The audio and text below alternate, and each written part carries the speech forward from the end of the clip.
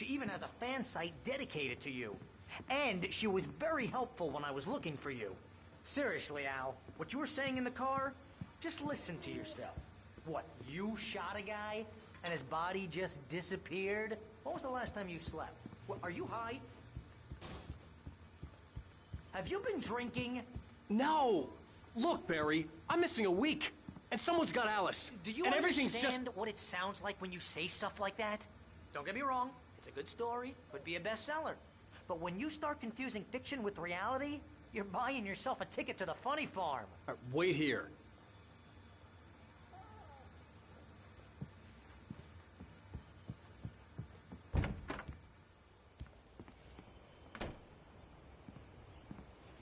Easy there, boy. I'm almost done. Hey, Rusty, right?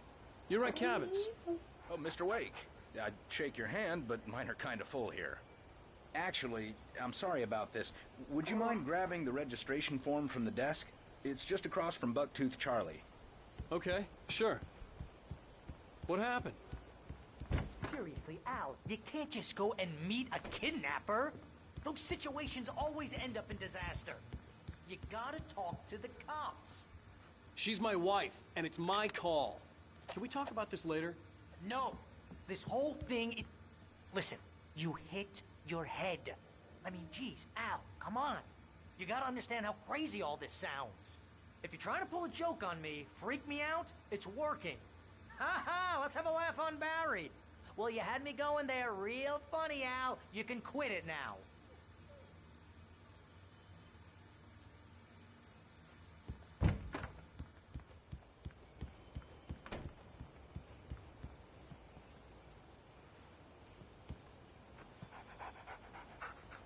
I think this is the form you wanted. And here are the keys. Okay, you're all set, Mr. Wake. Glad to have you staying here. Thanks. Can you tell me how to get to Lover's Peak? Oh, sure. It's at the end of the nature trail. Just follow the paths, you'll get to it eventually. It's an easy walk. Nice spot, too.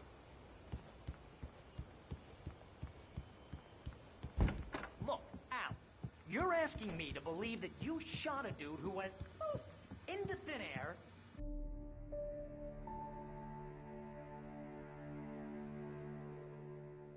That's just crazy talk, Al. Al? Al? We should go to the sheriff or call the FBI. Damn it, Barry, they'll kill her! This is not a goddamn debate, Barry. I'm going to Lover's Peak. He said to come alone. Okay then. I understand. You're my best friend, and I'm worried that you're not right in the head. Tell me what to do to help, and I'll do it. You stay here, and if I'm not back by morning, call the cavalry.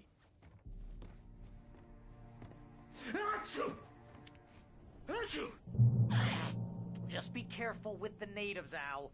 These yokels are dangerous. Everybody hates a tourist, or it'll be Deliverance all over again. Bless you.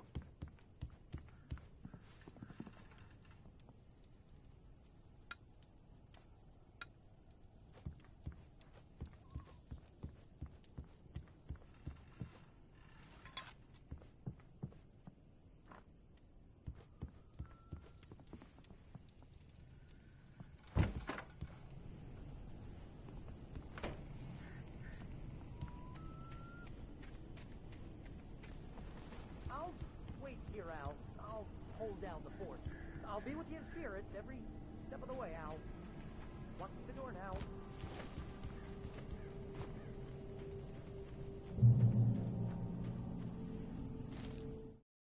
Barry had never gotten along with Alice, but he knew Alan loved her with an almost frightening intensity. And now something had happened to Alice. And here was Al armed with a gun and saying things people got put in padded cells for. It was as if his friend had experienced a massive psychotic episode and was...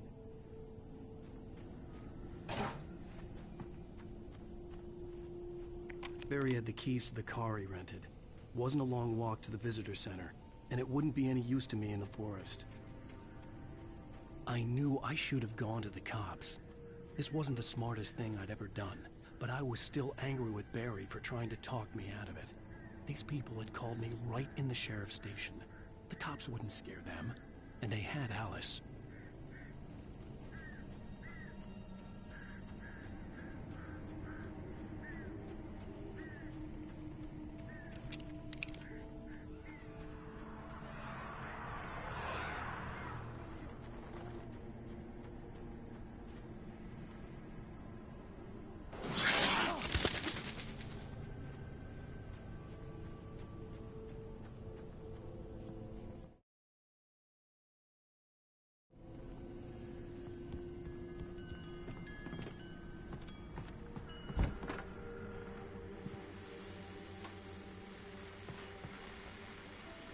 Welcome back to the show, folks. As promised, our very own Dr. Nelson has just parked his rear end in the studio. Doc, what's your Deerfest plan like? My plan? You make it sound a lot more organized than I ever seem to manage. Oh, no plan, really.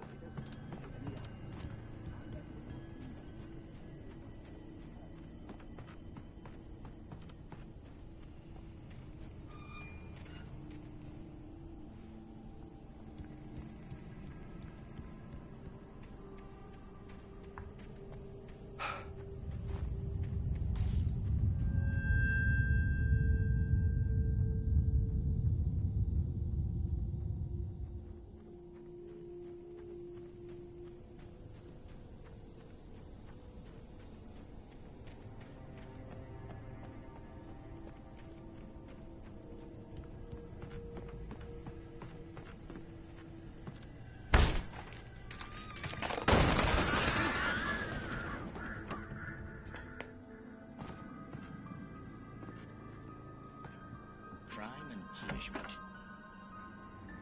The cancer and cure of civilization. But some crimes are impossible to punish, especially in Night Springs.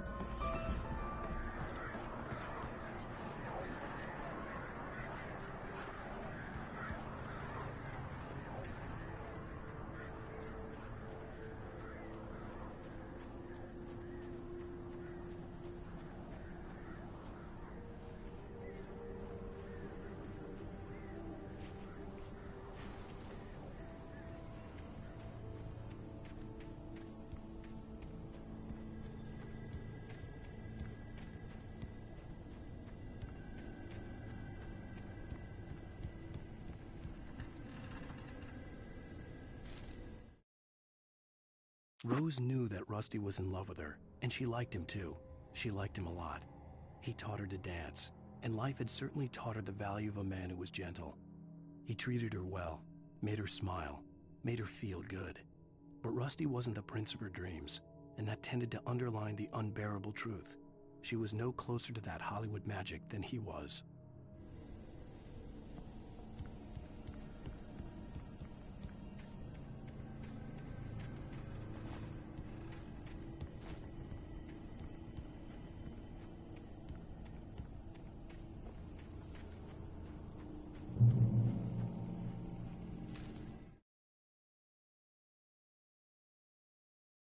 The air in the visitor center was heavy with an awful smell, as if some rotten drowned thing had crawled up from its grave.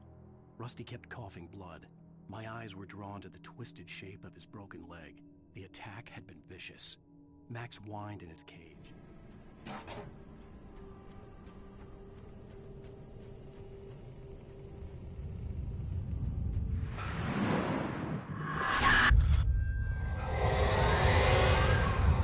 Vision left me weak.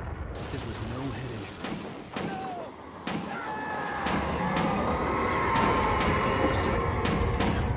Rusty, hang on! Oh, God. I'm coming! Please, help me!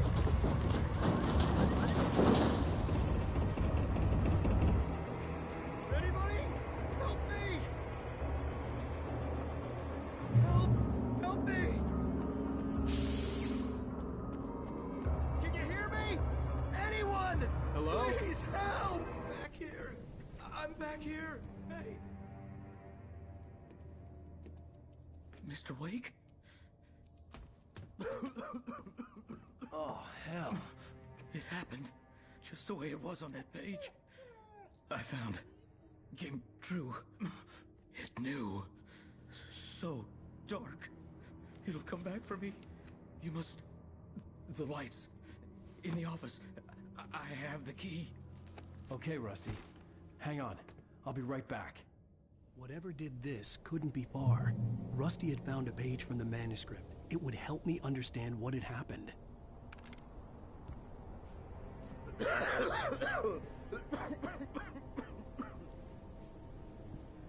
Shh. Good boy.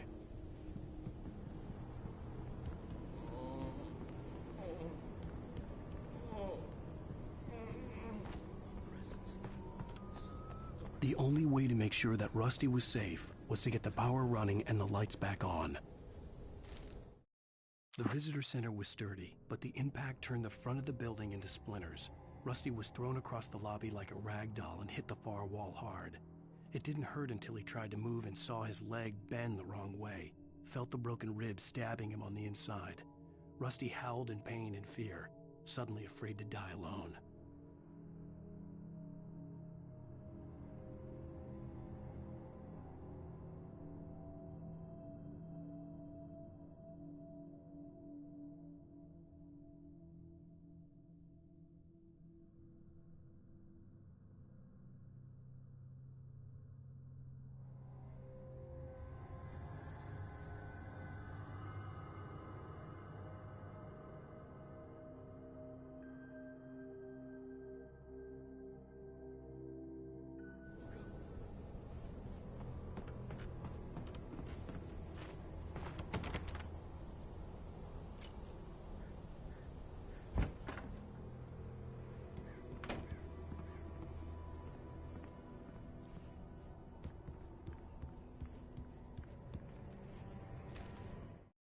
At the last instant, I changed direction and threw myself down. The axe splintered the trunk of a tree. I stumbled into the pool of bright light. My lungs burned. I was too exhausted to move. I tensed as I waited for the killing blow, but it never came. I raised my head.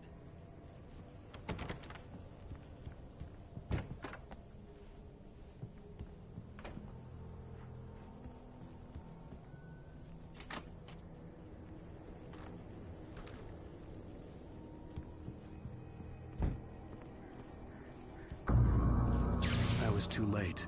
Someone had destroyed the circuit breaker. There was no way to get the lights back on.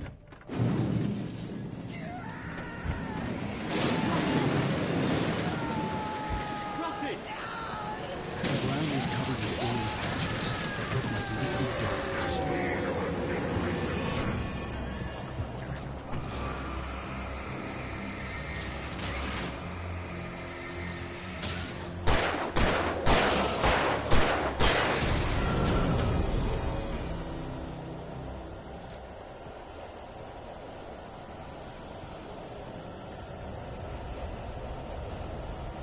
Something had torn a mammoth-sized hole in the wall. Please! Don't feed the animals!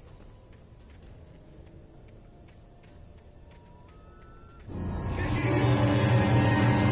For those visitors who purchase a park Fishing. license, obey! At all times. Rusty? Rusty, no! Never. Two bears and wolves never approached any other closer than 25 yards. pets must be leashed. At all times.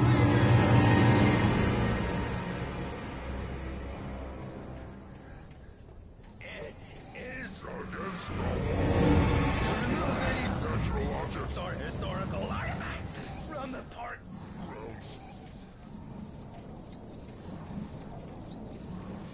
This includes even even simple berries.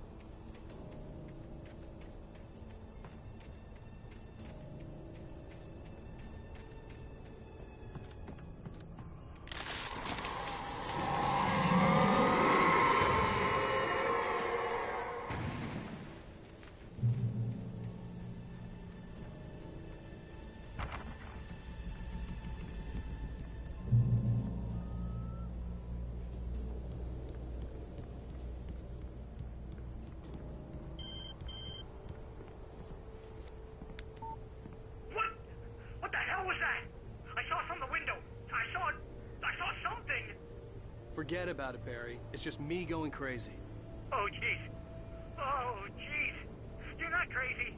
I wish you were crazy, but you're not crazy. Ow, be careful. Stay in the cabin. Don't open the door for anyone. I mean it.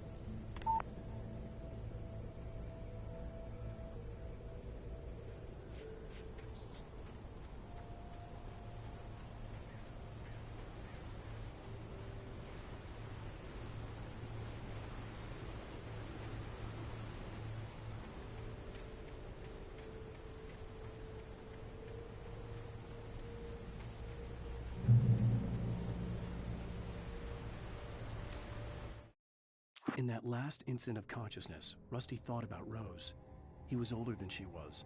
Rose was barely out of her teens, but she made him feel young and forget what a trait.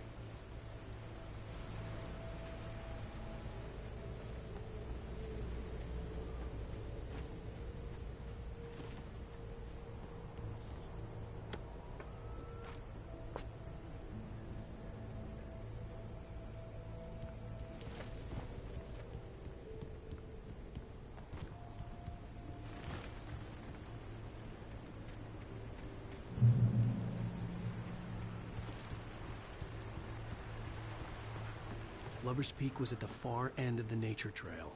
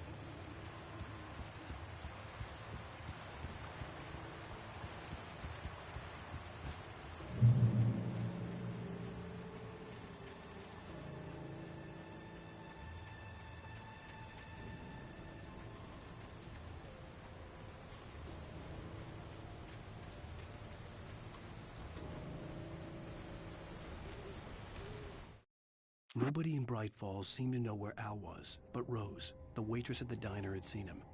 From what Barry could tell, Al pretty much fell off the face of the earth when he left the diner.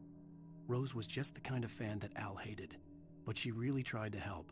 She was smart too, knew a lot about what was going on in the town, knew a lot about Al, even knew who Barry was. Barry liked her. That was no big surprise.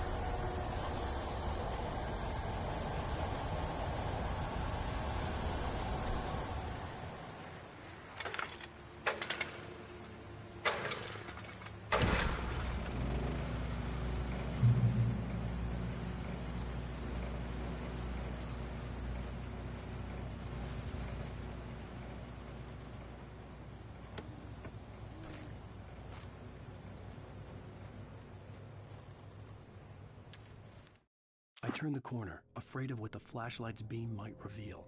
Suddenly, a roughly painted symbol of a torch glowed in the light. Behind it, hidden by a rock, sat a battered metal trunk.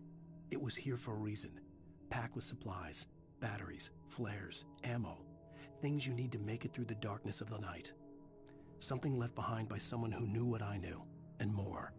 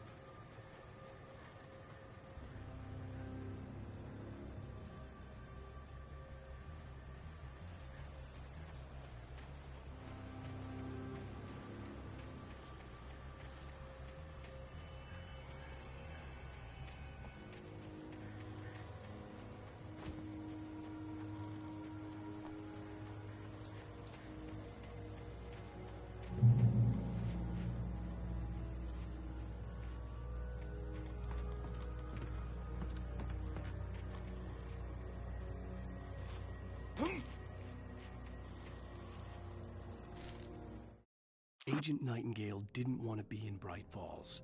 These little communities revolted him, and he didn't like the trees or the coffee. He now knew that impossible horrors lurked behind the storefronts and smiles. He desperately wanted to turn the car around.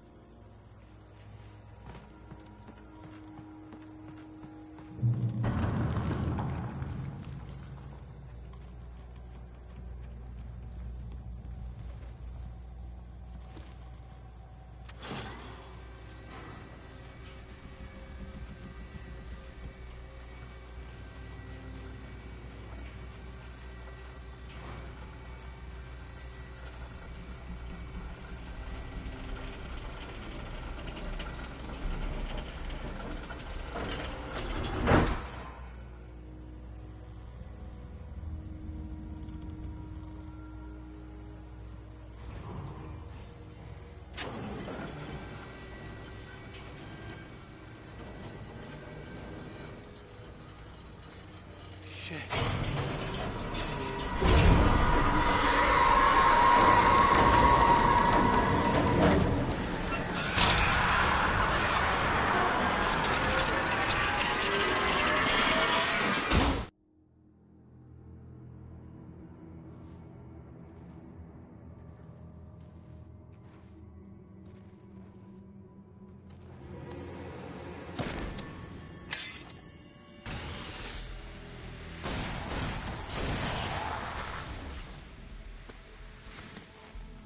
Come on, we gotta get moving. More of them coming.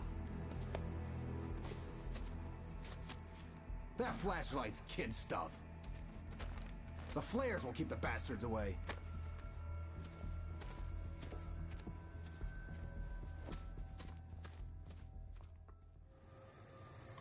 You can see them too?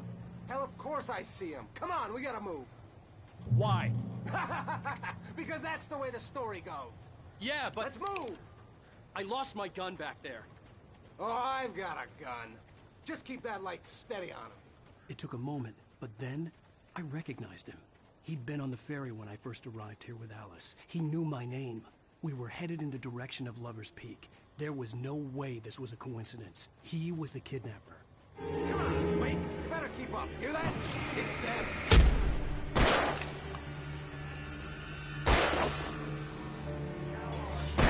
Bring it!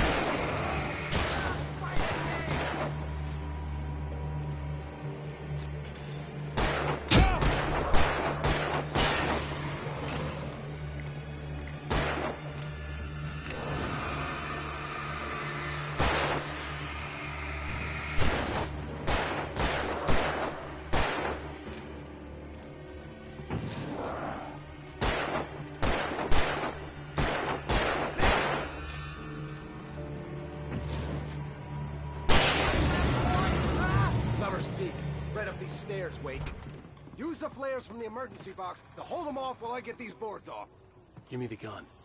Yeah, no can do, Wake. Are you kidding? Give me the gun! No time for back talk. Pull them off, damn it.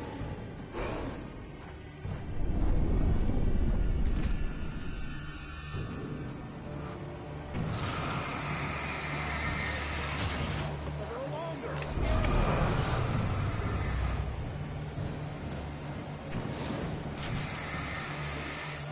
Get some light on those bastards. That'll keep them off us.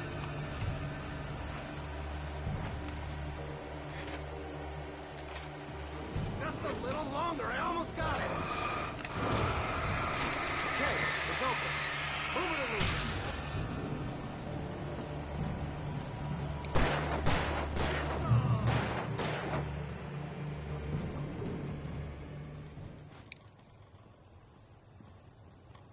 Oh, you feeling better now, Wake? All cozy and safe. Better get ready. They'll be on us soon.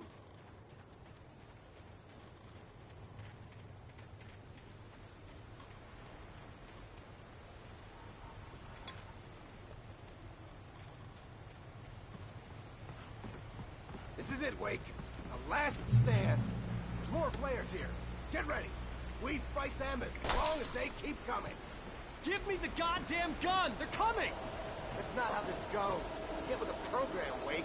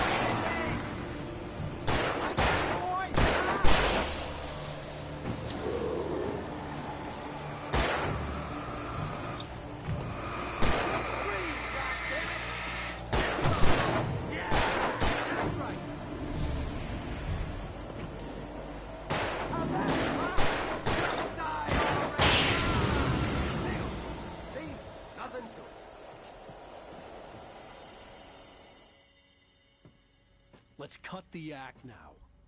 Where's my wife? I knew you were gonna say that. I read it all before. You're a hell of a writer. Congratulations.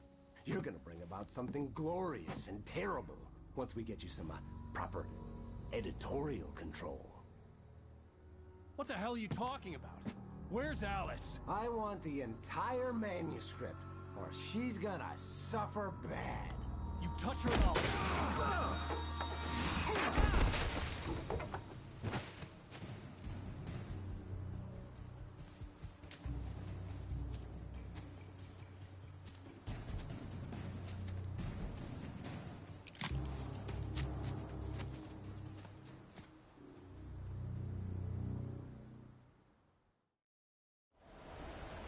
You're gonna give me the manuscript, or you'll be sorry. No! Come back here! I swear I'll kill you if you hurt Alice! Do you hear me? Come back here! He had Alice, and he wanted the manuscript because he thought... On more than one occasion, Alice had tried to explain to me how it felt to be afraid of the dark. To her, darkness wasn't simply the absence of light, but something more tangible than that. It was something you could touch and feel. Worse than that, it was something with a mind of its own, something malicious. It held some magical power, but I had no manuscript to give him. I had to get back to Barry and figure out my next move.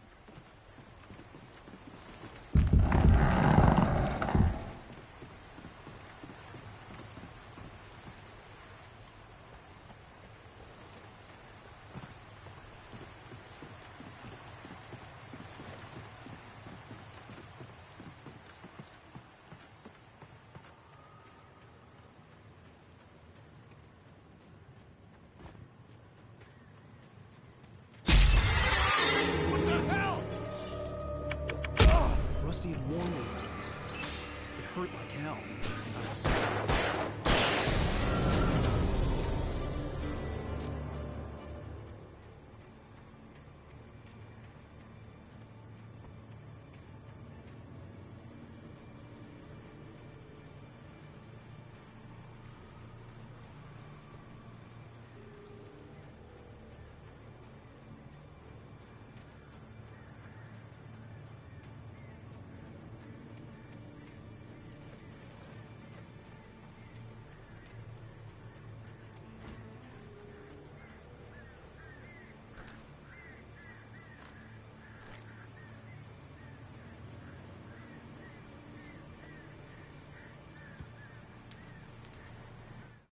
Sarah didn't care about the legal threats Wake's agent.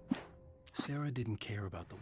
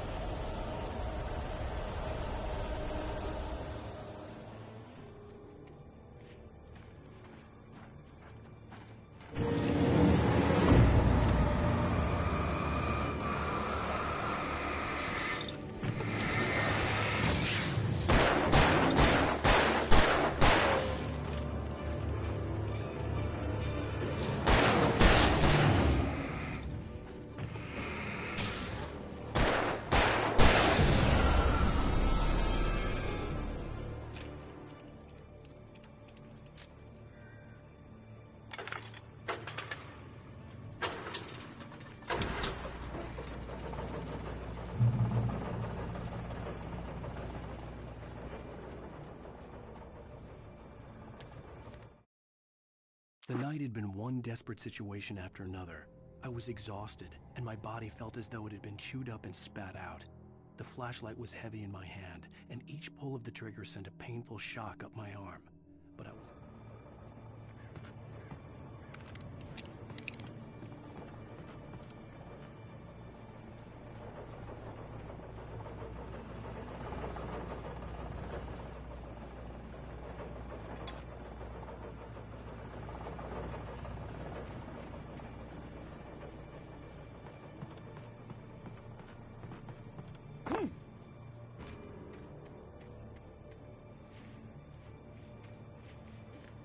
I had heard the plane fall. It made no sense. It was clear that it had just fallen here, but it was very old and obviously hadn't flown in decades. Looking at it sent a shiver down my spine.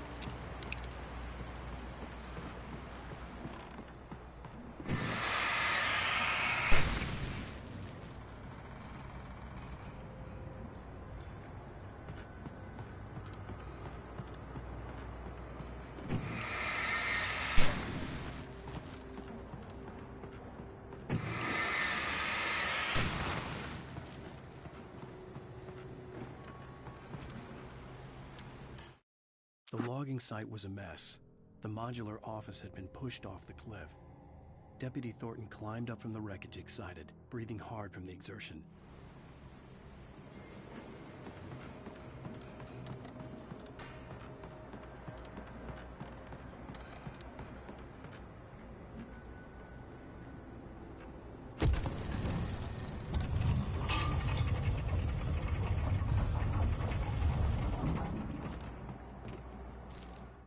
When Barry saw the darkness attack the visitor center, it made him a believer. The men Al said he'd shot, they hadn't been just locals on crank. Somehow the world had changed, like the channel had been switched without warning. You think you're watching a sitcom, and you're...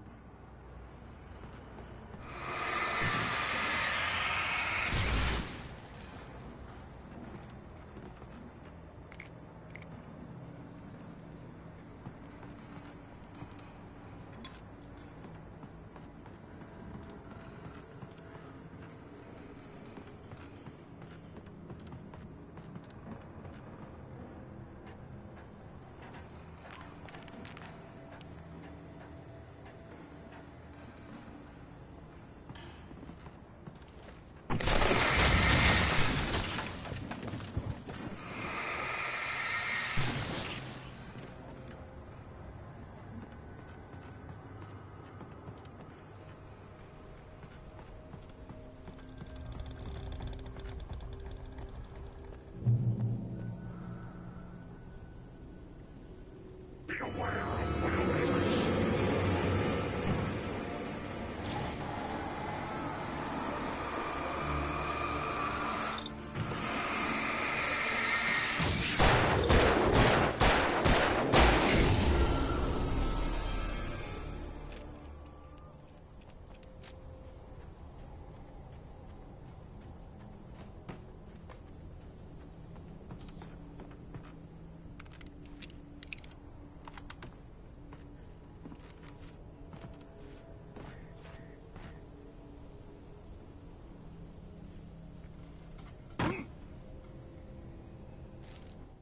Shadows stirred and the wind picked up as I ran through the forest. I felt the dark.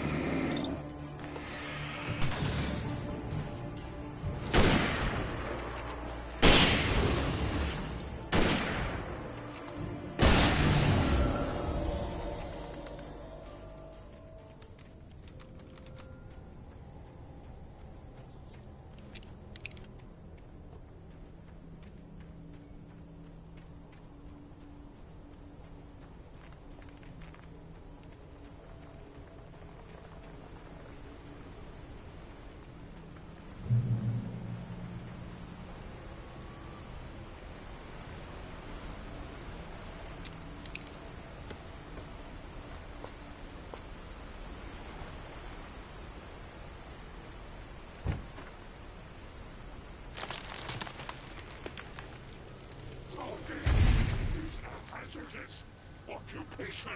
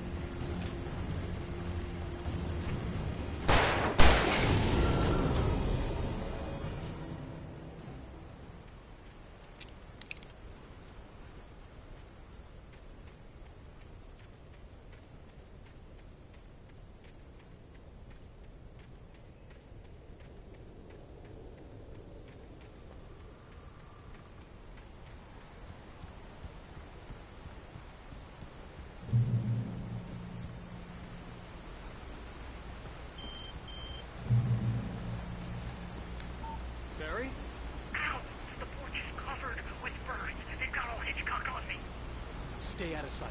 I'm on my way. Don't open the door. What am I, crazy? Stay hidden. I'll be there soon. Just make sure you keep the lights on.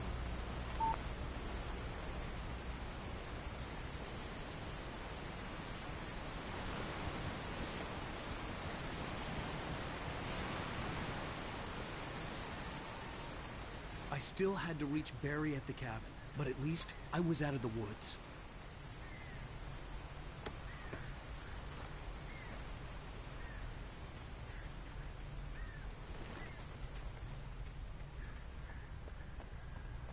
I'd have to get the car from the locked garage. It would get me back to Barry faster, and the headlights were a welcome bonus.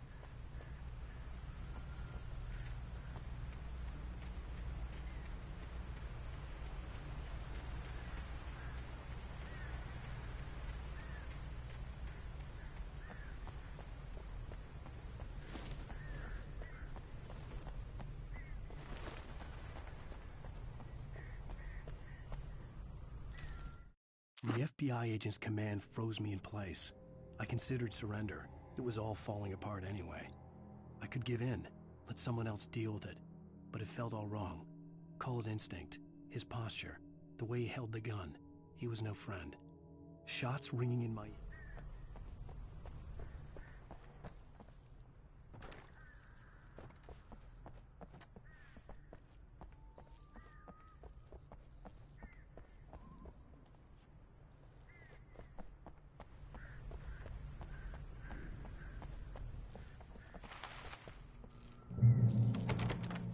I had to find the key to the garage.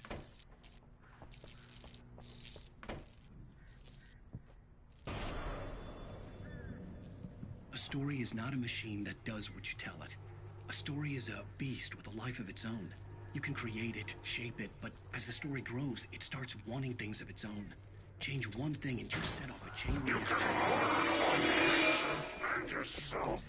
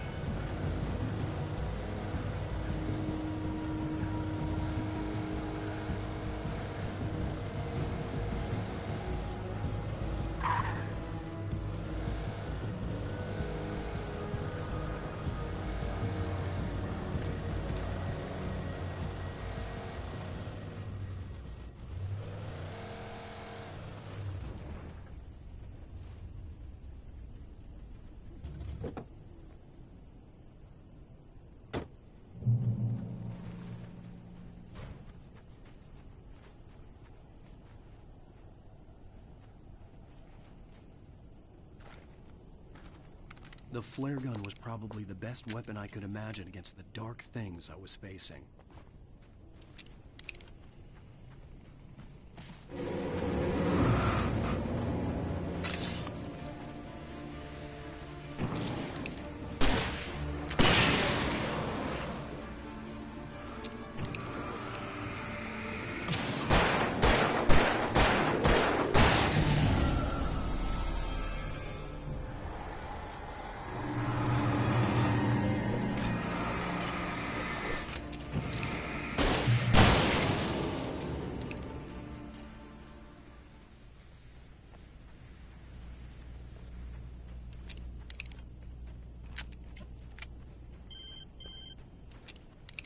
it was the kidnapper. You son of a bitch! Where's my wife? Enough horseplay, Wake. You deliver the manuscript, and you can have your woman back. Simple as that. I don't... Listen. I'm gonna need time to finish it. I still need to write the ending. I need a week. It's not done? I need a week. 2 days. The old Bright Falls coal mine is nearby. You can find it easy, city boy. The main building, there at noon. You bring the manuscript, you'll get your wife. Not, well, get me? Yes, I get you.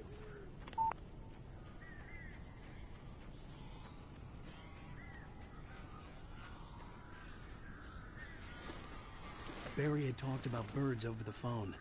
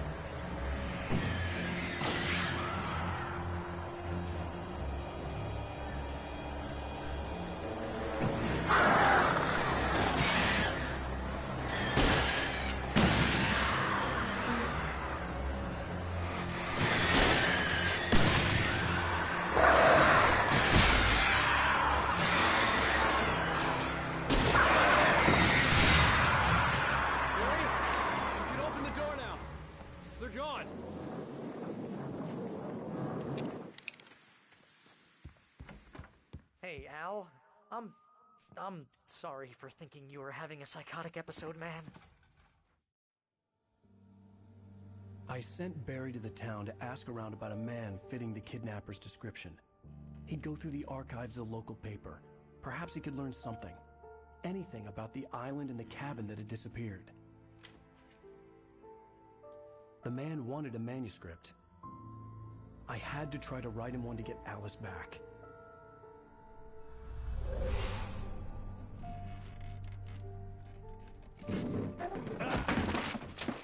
For me, the supernatural had always been nothing but a metaphor for the human psyche, a tool to use in writing fiction. Now, it was happening for real, and I couldn't put a single word on paper.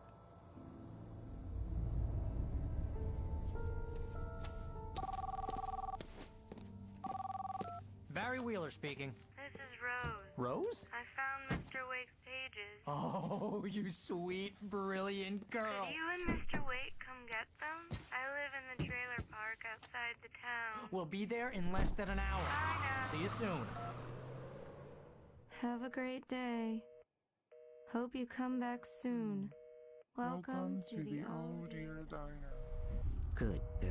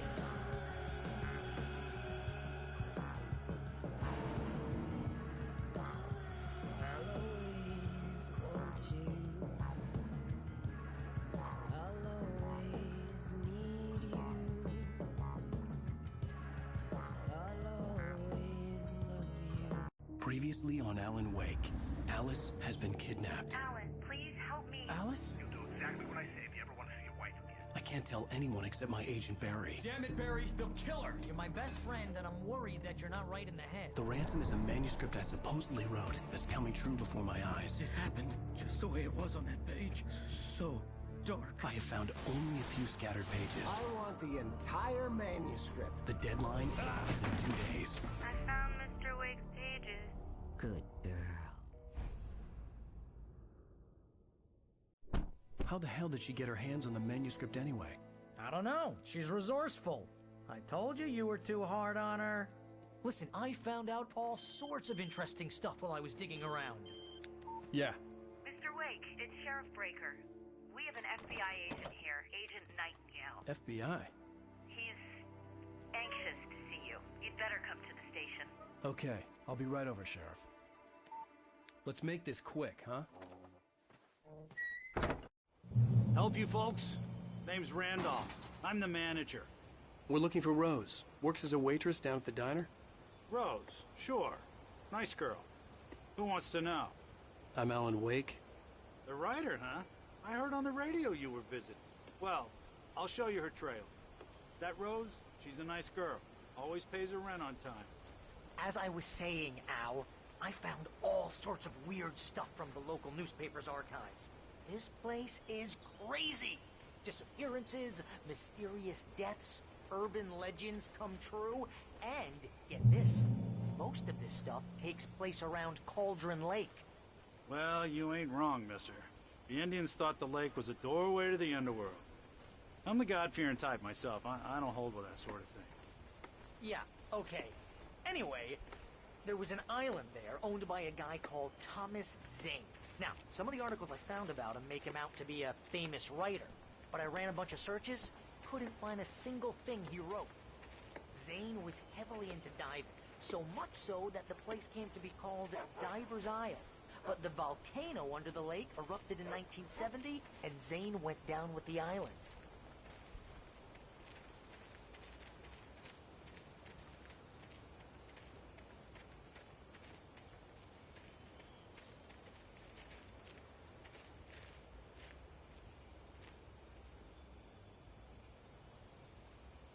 It gets better.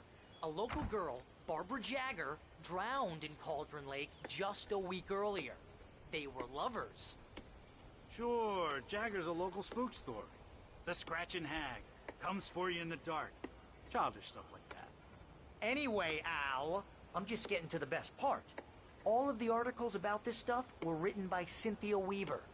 I asked around, and she's that crazy bag lady you met. What, the lamp lady? She can be a little loopy, but she's not homeless or anything. Yeah, anyway, she knew both Jagger and Zane before they both died, and she had some kind of a breakdown.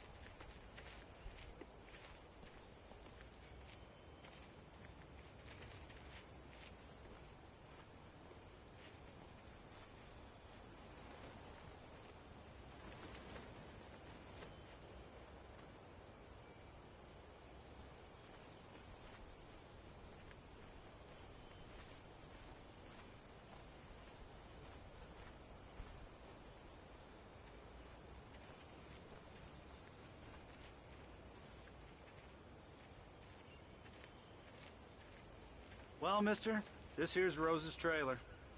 You mind me asking what you want with her? We're just here to talk to her, pal.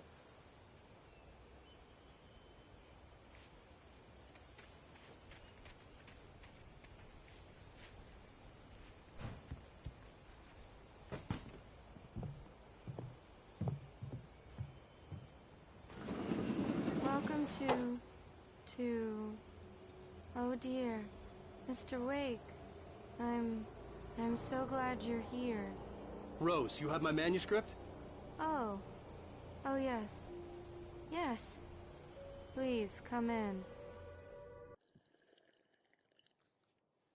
Hey, this is really good. Rose, Yes, my manuscript. I really need it. I understand. I know what you need. A muse to inspire you. Oh, for Barry. She doesn't have anything. Yeah, hey, Al? Al, what's... Oh... Barry! What? What?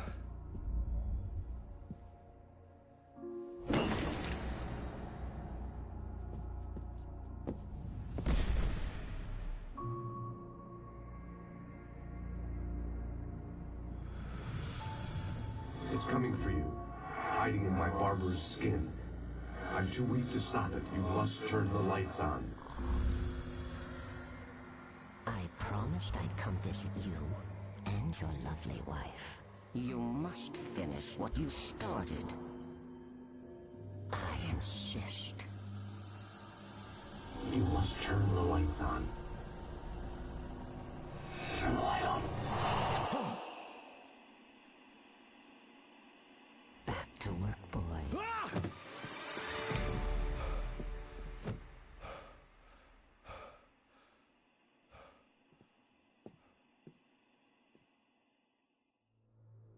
I felt nauseous, hungover. Only anger kept me going. I can't tell reality from dream anymore, but it seems I have an imaginary editor to help me. She's an old woman in a funeral dress. I call her Barbara Jacker. She's very strict. I'm writing faster and faster. My manuscript is being heavily revised. The edits are getting very aggressive, and each day there's less of me and more of her. I hate it. Rose took a day from me. I had less than 12 hours left to meet the kidnapper. All I could do was get Barry into the car, work something out once I got on the road. Welcome to the Oh Dear Diner. What can I get you today? Coffee? I couldn't work up much hate for Rose. Something had used her to get to me and left its mark. First refill is free. Milk and sugar on the counter there. Would you like to hear today's specials? Thank you. A nice day. Come back soon. Barry was out of it. He was way too heavy to carry. Alright. Deserve more money. I'm so handsome. My gun and flashlight were gone. I'd have to find... Mr. Randolph liked Rose. That little smile she had.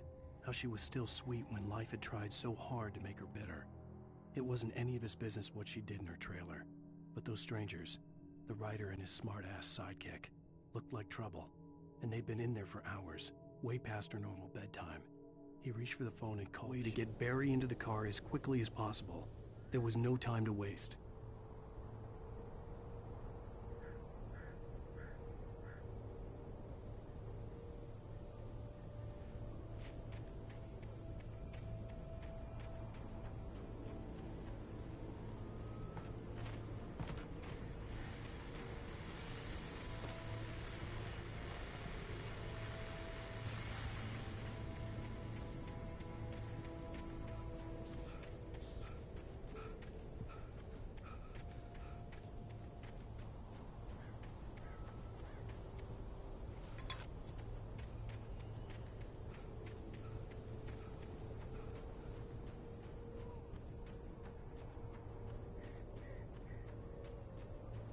Oh, you're gonna get it now.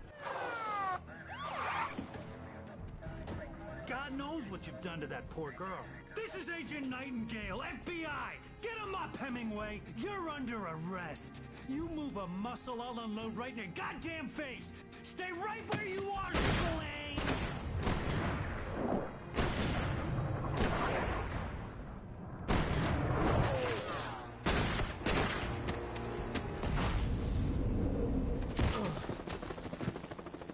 What are? I'm standing right here, you goddamn maniac!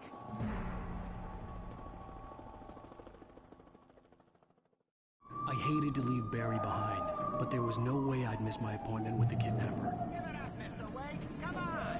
Take it easy.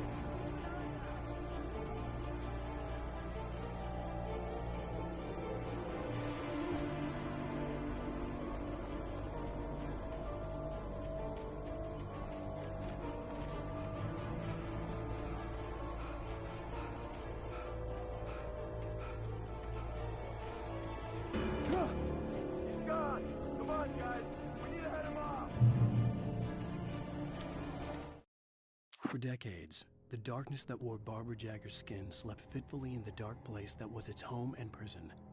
It was hungry and in pain. It dreamed of its nights of glory.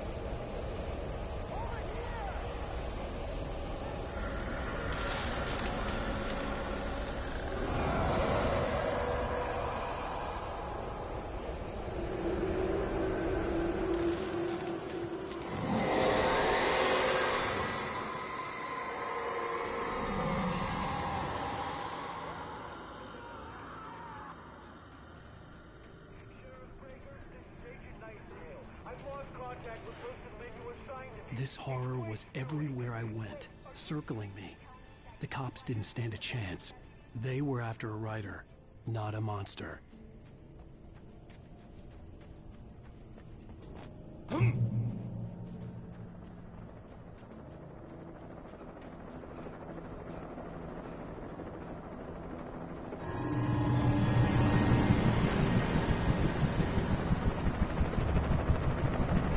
on the ground. Hold it right there.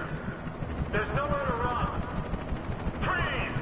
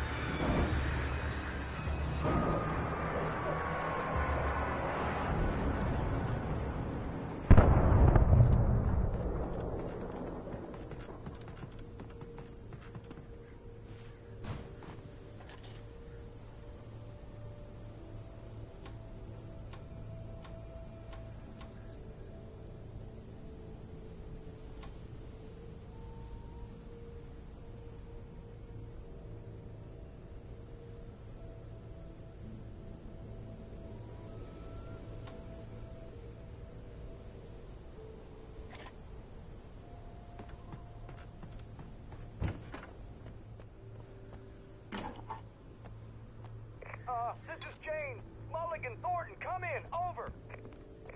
Thornton here. Jane, we got both Wheeler and Rose. They didn't put up a fight or anything. But it was... Hey, look, come on. Sit down and give me that. Jane, Mulligan here. Over. I could see the lights at the radio station in the distance. We got Wheeler and Rose here. Wheeler's drunk or hopped up on something. Speaking of which, that bed had a pretty distinctive whiff of Otis Scotch about it, you know what I mean? Over. I don't have anything on that, Deputy Mulligan. Over. I imagined that the broadcast tower in the distance was part of the local radio station. Maine seemed like a decent guy. Perhaps he could give me directions to the coal mine.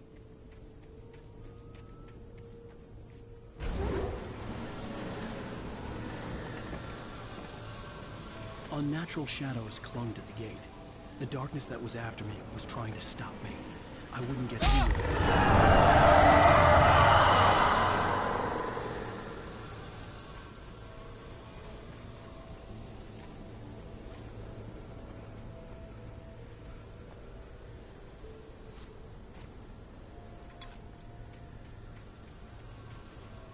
There was no power to the searchlight.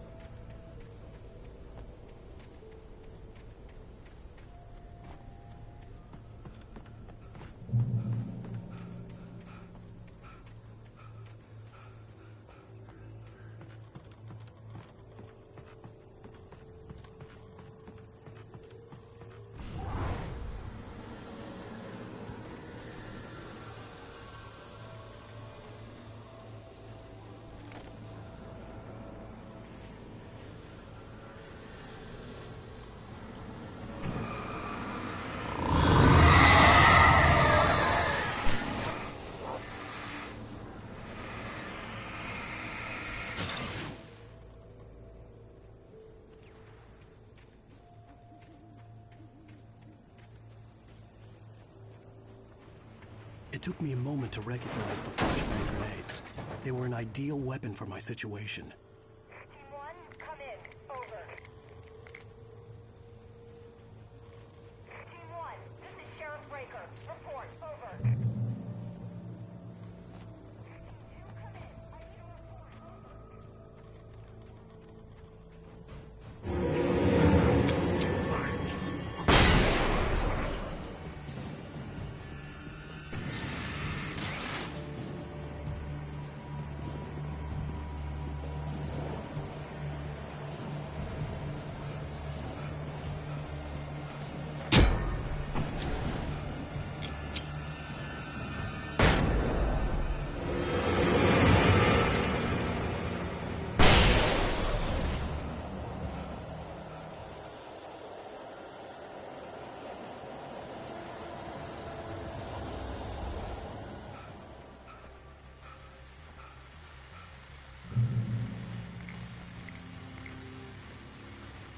And here's another call. You're on KBF-FM with Pat Maine. It's Milt Peabody, Pat. What's on your mind, Milt? Well, I live near the trailer park, Pat, and there's a big ruckus going on over there.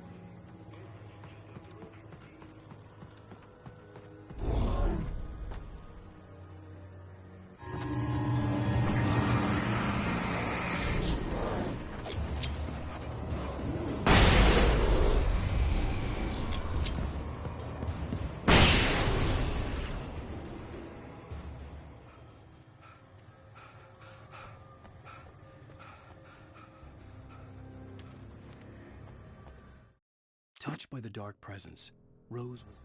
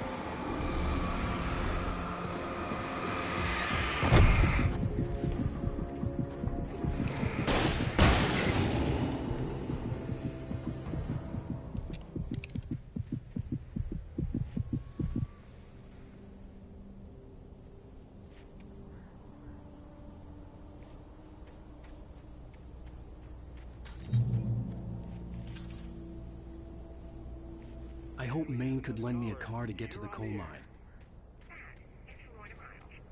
Why, hello, Lorna. What do you have for us?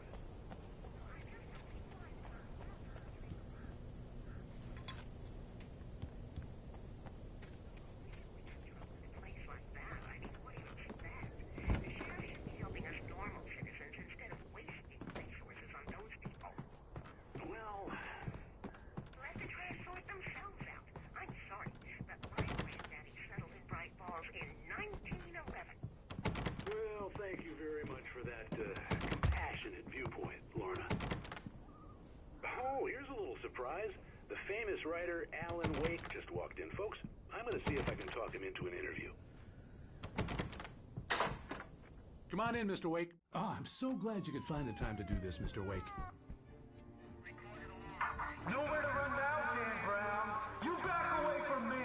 Don't hurt it. Whoa. Everyone calm down. Put the gun down. We're all friends here, right? Cool your jets, Nightingale. We got him. Judas Priest! What the hell's the matter with you? There's a civilian in there.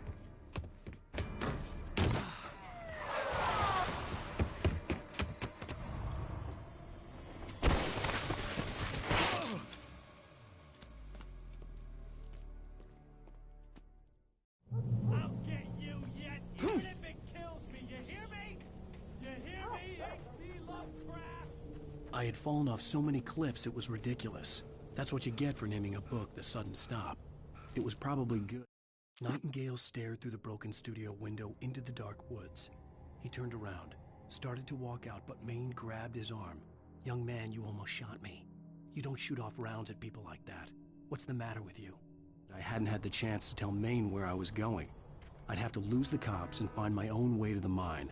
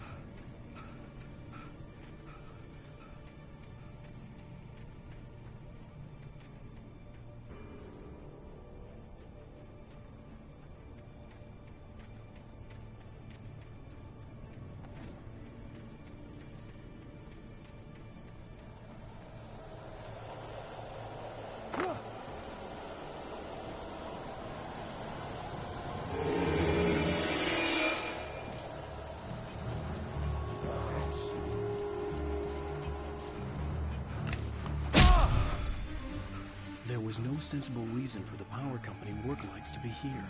It was almost as if they'd been left for someone like me to use.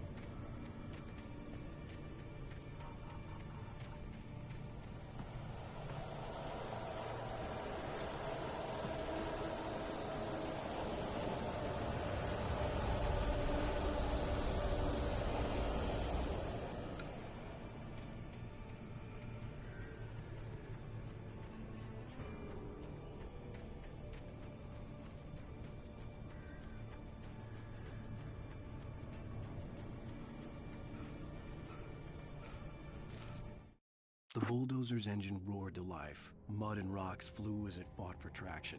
It crashed through the concrete wall and landed heavily in the yard. If it were an animal, it would have shaken its head.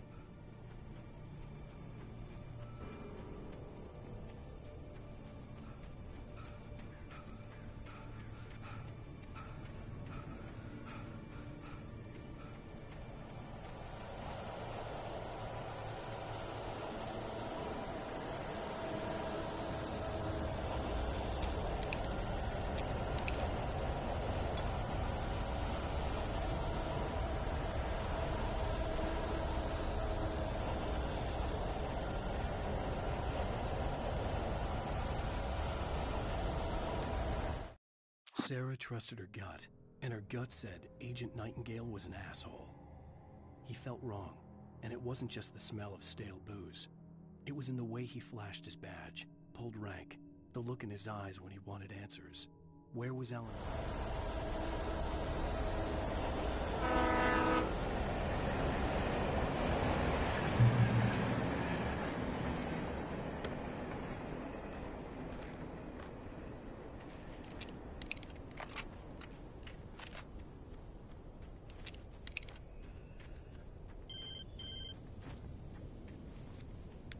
Hello? The most stubborn man I've ever met. Alice? Alice? Alan. Alan. I'm so afraid. Keeps me in the dark. Please help me. I look at you, Alan, and it's not you. Something else. Looking out from behind your eyes. Alice, I'm here.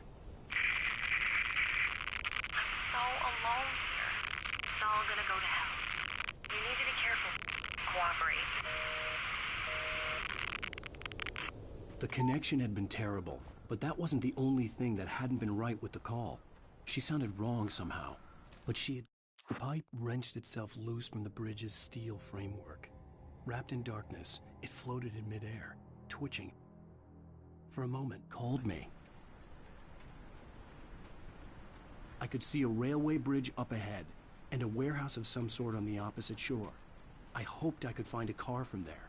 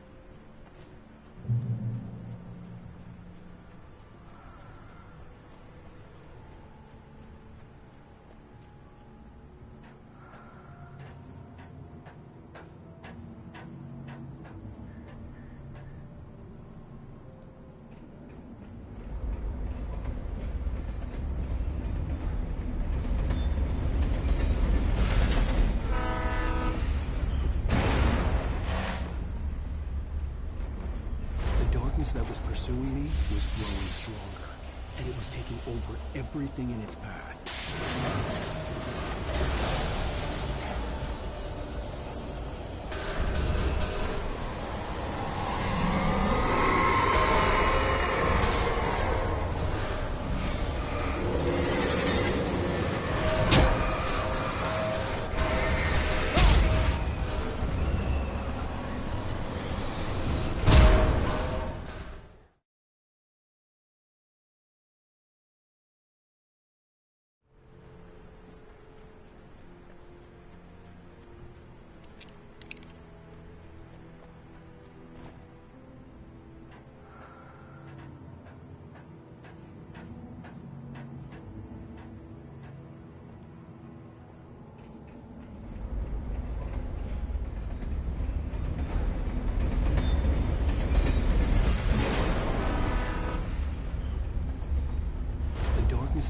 pursuing me was growing stronger, and it was taking over everything in its path.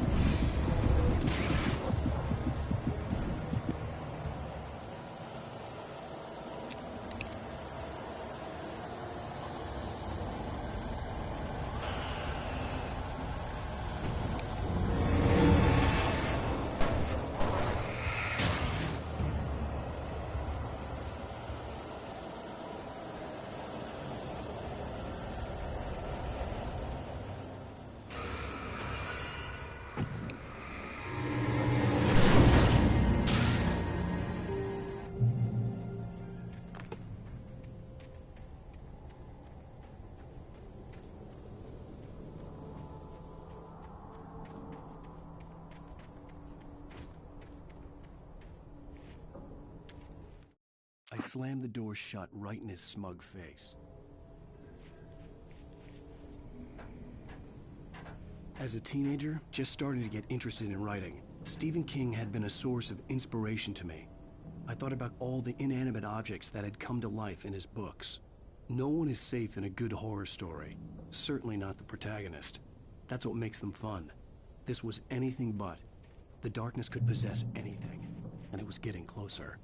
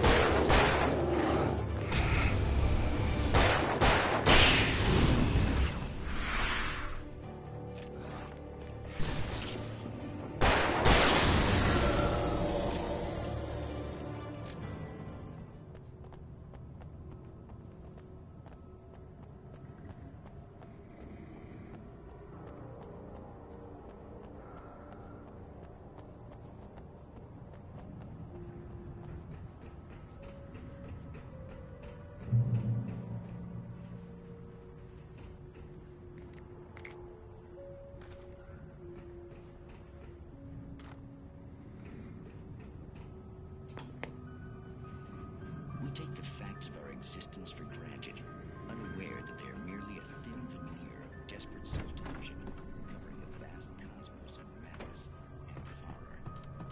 All too often, the stars are right.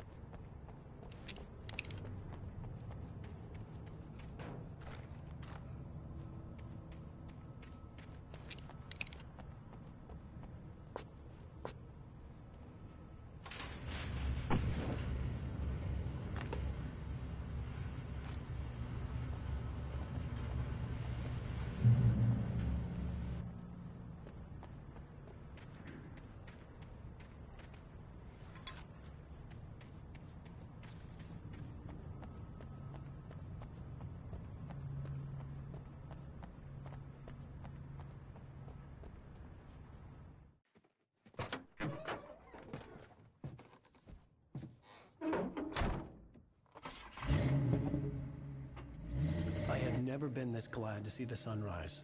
I had a couple of hours to get to the coal mine.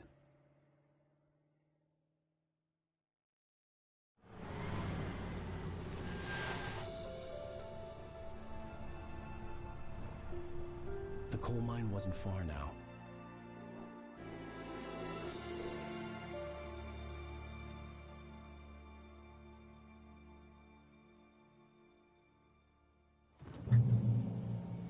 Today, I would meet the kidnapper, and he would give me Alice. I wouldn't give him any other choice.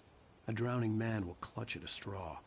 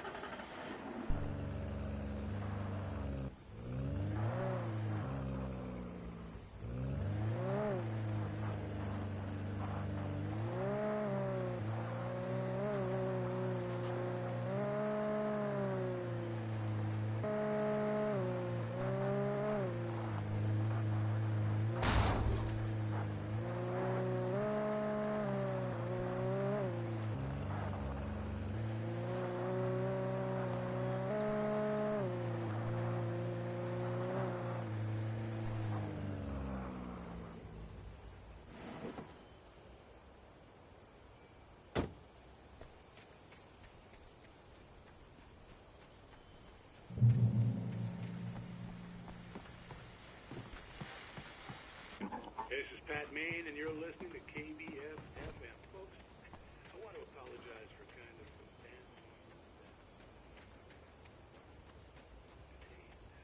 you see,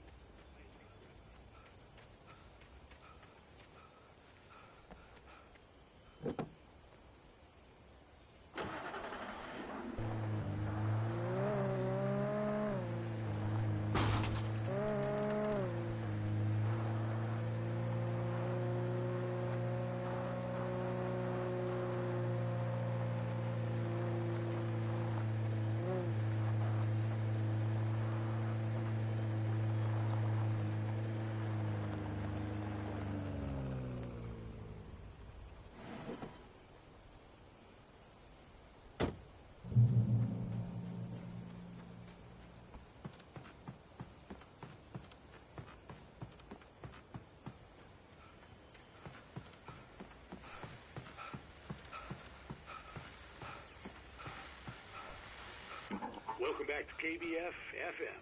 Hope you enjoyed that tune. Now, Doc, you were talking about life and finding that special someone, that soulmate. Well, you were talking about that. I was saying I don't...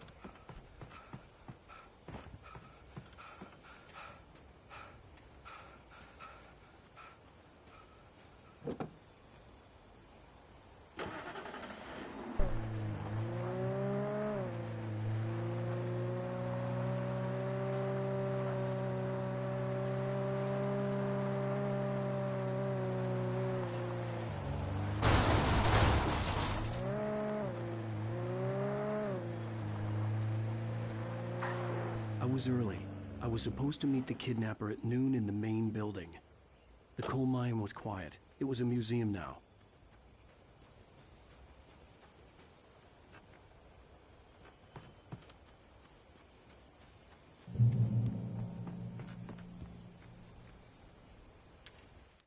With Nightingale gone and the night wind blowing,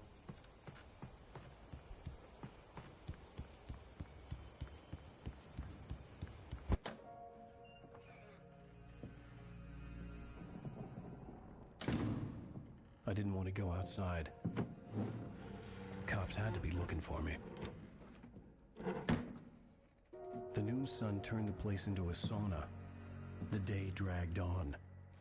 Different scenarios ran through my mind. Ways of how I'd torture the kidnapper to get Alice back. Or the different horrible things he could have done to her. I imagined her dead. I had no way of knowing she was still alive. It was killing me. I was running on blind hope. It was all a waste of time. The bastard never showed up.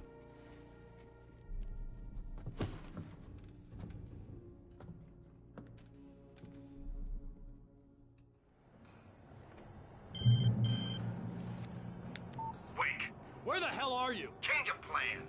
You know where Mirror Peak is? It's a big mountain north of where you are.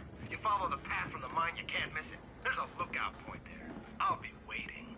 I'm through being jerked around You by want you. to see your wife alive? Because if you do, you better watch what you say to me. Do we understand each other? I want to talk to Alice. Yeah, and I want the manuscript. Don't keep me waiting, Wake. Hello? Hello! Ah! I'm gonna kill him! I had to get to Mirror Peak.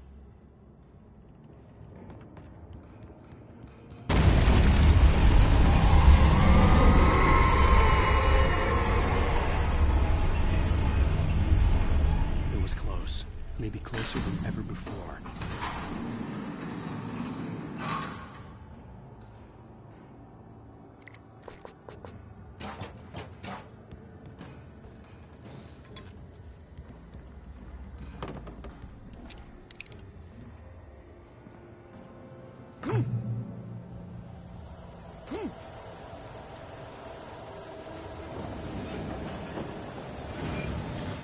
When Thomas Zane fell for Barbara Jagger, it happened fast. She was young, vibrant, and beautiful, full of life. He had never been a very happy man, and without any seeming effort, she had changed him.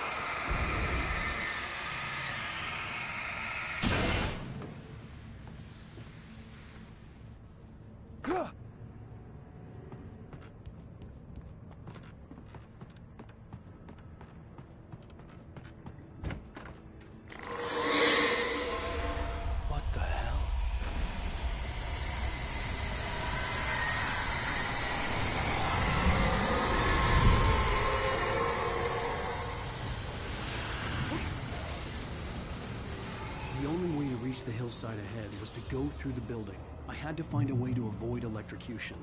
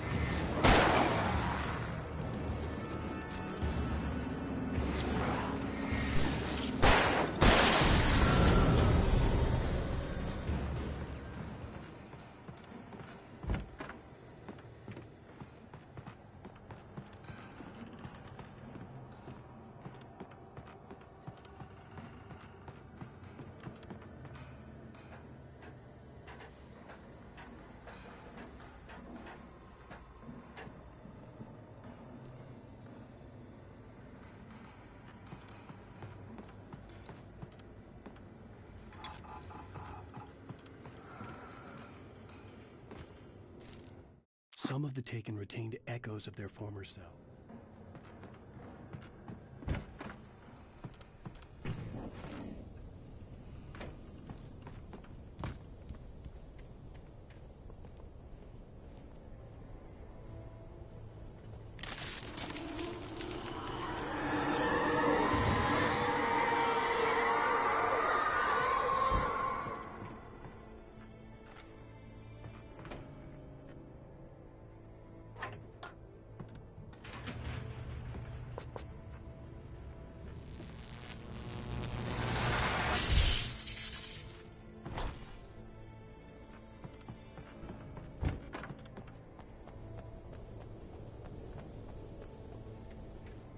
There was no way the flashbang grenades were standard power company equipment.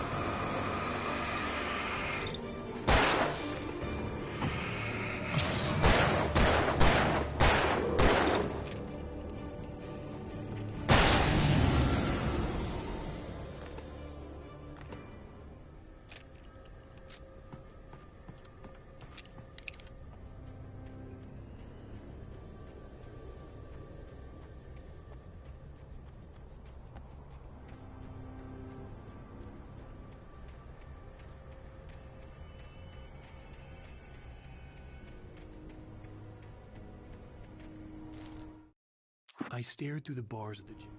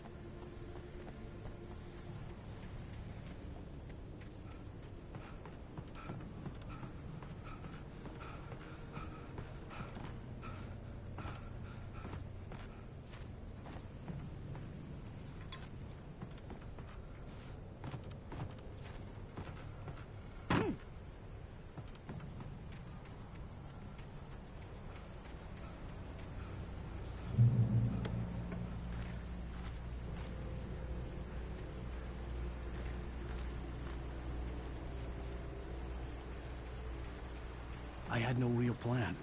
I was going to give the kidnapper all the manuscript pages I had for Alice.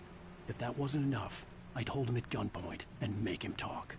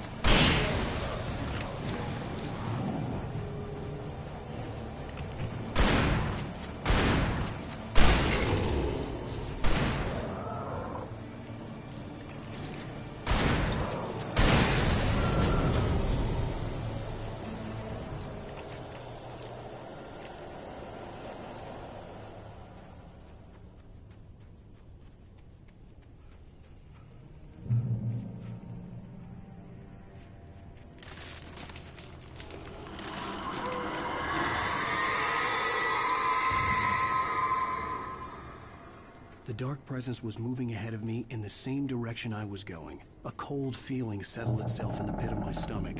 Was it going for Alice? The graveyard shift may cause cancer.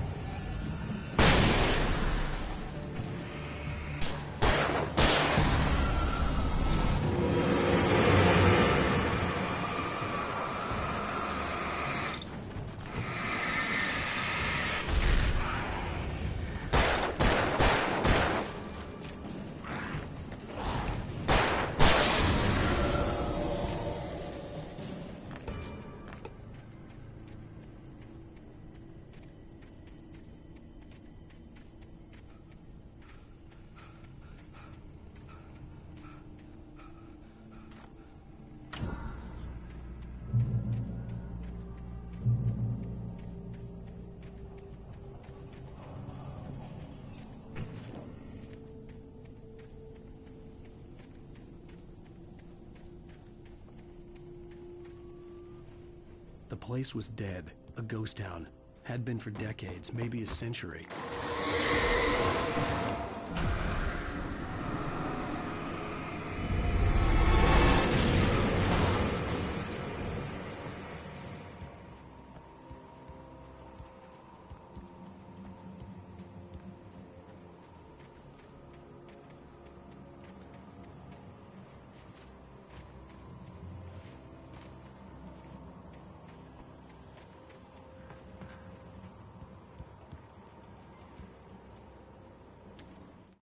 Things were never as simple and...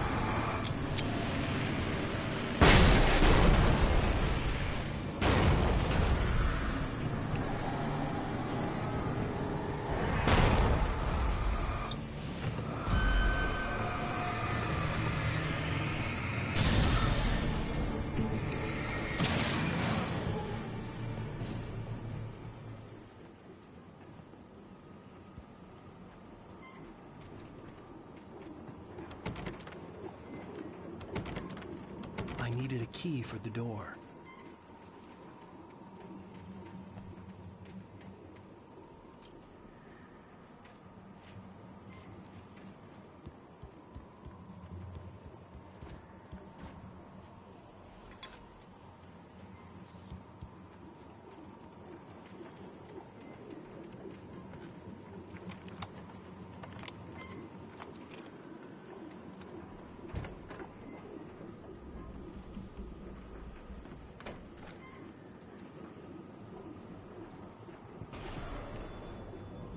Anything outside of writing is a struggle.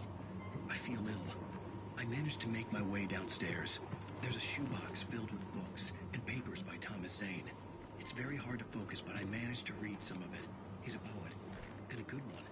He writes of muses and creators summoning fabulous things from a magic lake, using his powers to shape the world of a realm of gods and dreams and demons, dark things that wait for a chance to slip through.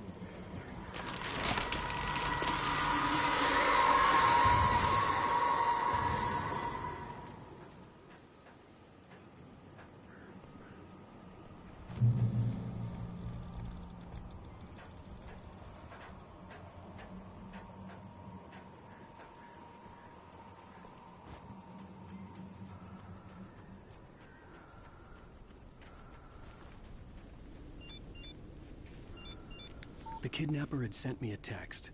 The message was full of spelling errors and insults. It was telling me to hurry up.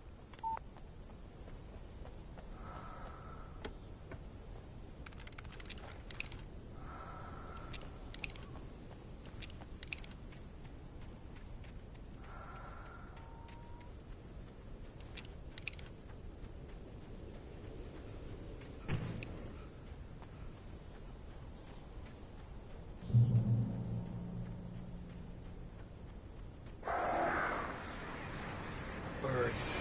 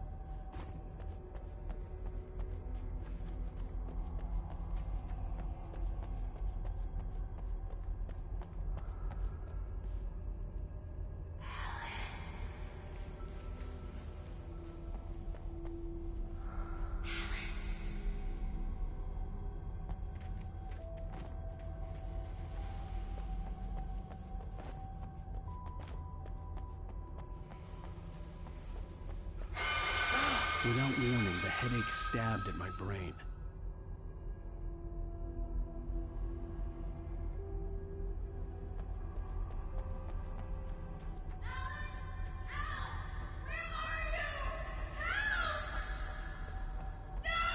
Alice?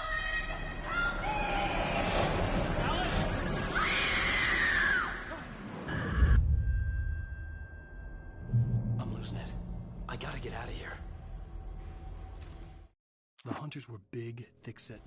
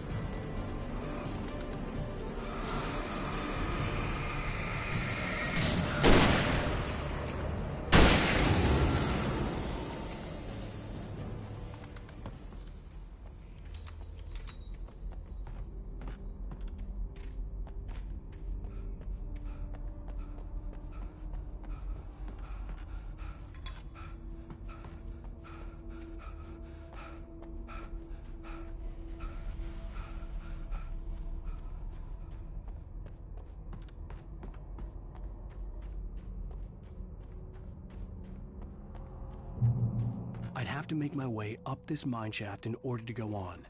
Maybe the machinery could help me with that.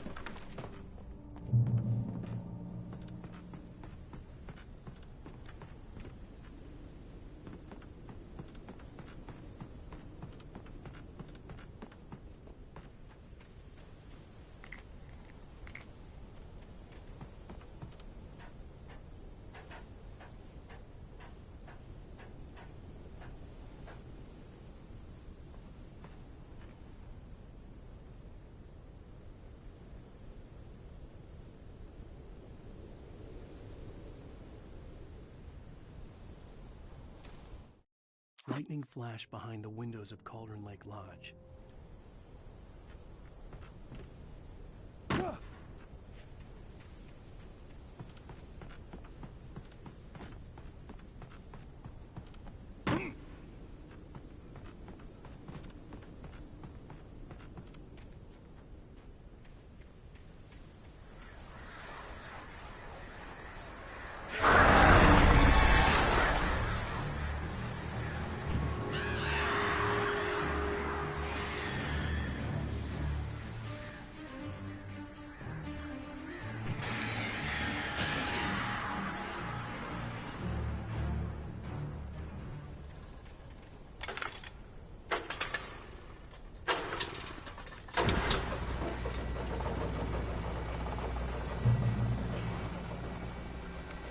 Oh, great. Another cable car.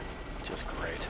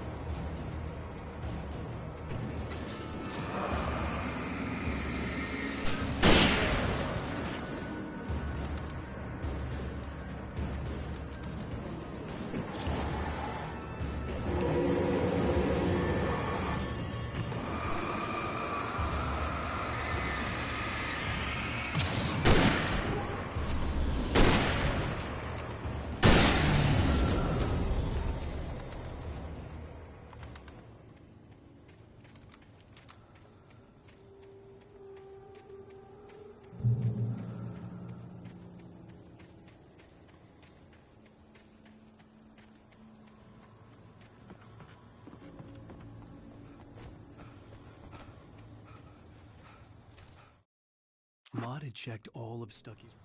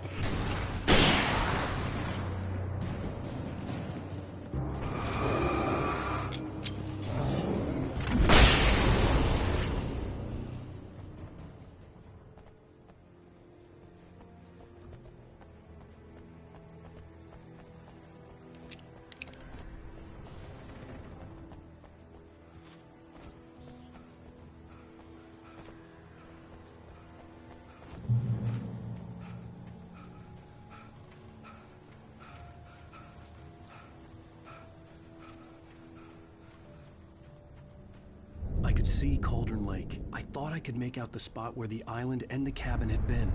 There was a light near it. It had to be a boat.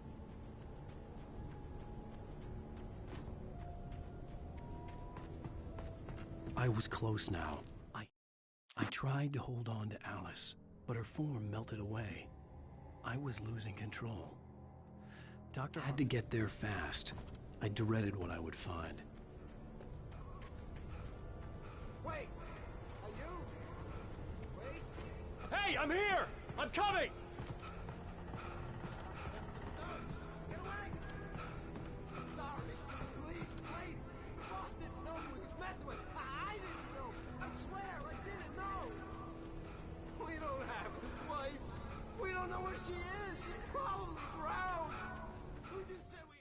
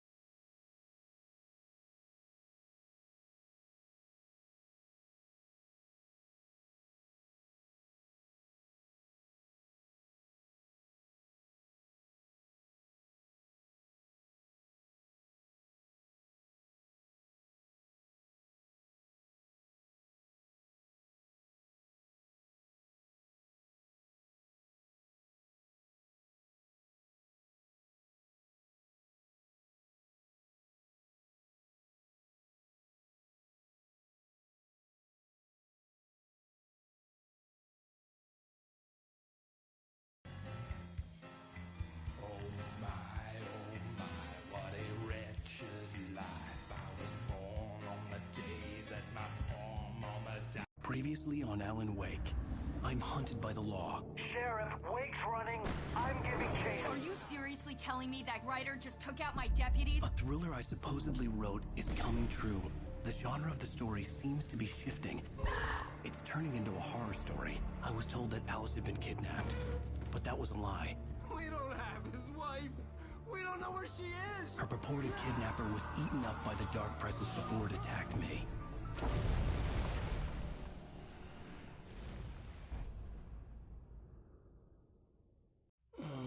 Alan, shh, baby. It was just a nightmare. Alice. There you go, Alan. Hartman, I fell. I had to give you a sedative. Don't fight it. You went through another rough period. What?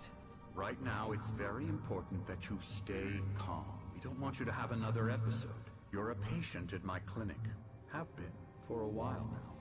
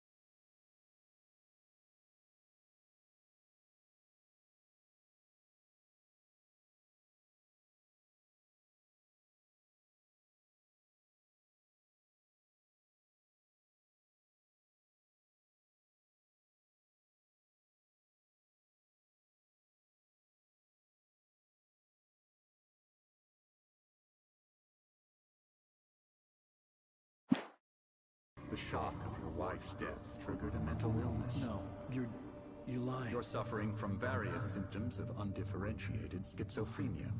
Bastard. It's okay, Alan. Just let go.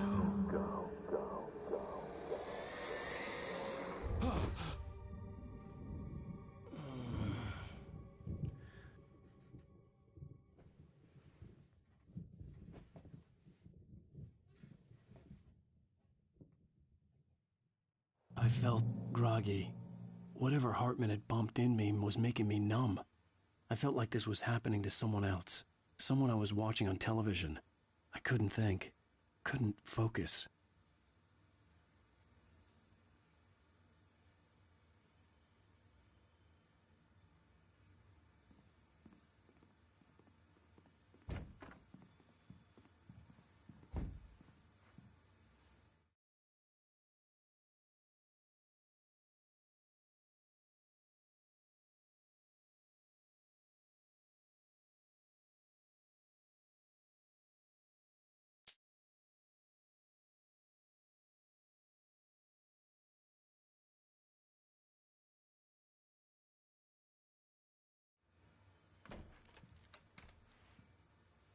Good evening, Alan. Are we feeling better now? Feeling calm? Yeah. I see you brought your pet gorilla with you. So sure, I'm calm. I get the message. Loud and clear. Quite right. That's the spirit. You're being very brave, Alan. I understand you're confused. I would be more concerned if you weren't suspicious of me. I don't blame you for it. Big of you. Now, why don't you come with me? We'll reacquaint you with my clinic and go over everything you might have forgotten. Little walk and some fresh air? Yes, it will do you good. This corridor is for patients. Most of them aren't here right now. Jack took them out for a fishing trip, except for the ones who are particularly vulnerable, of course. I encourage creativity as a part of the recovery process here at Cauldron Lake Lodge. I specialize in treating artists. I bet you do. Splendid, Alan. I honestly believe we can get this thing under control if we work together. This way, Alan.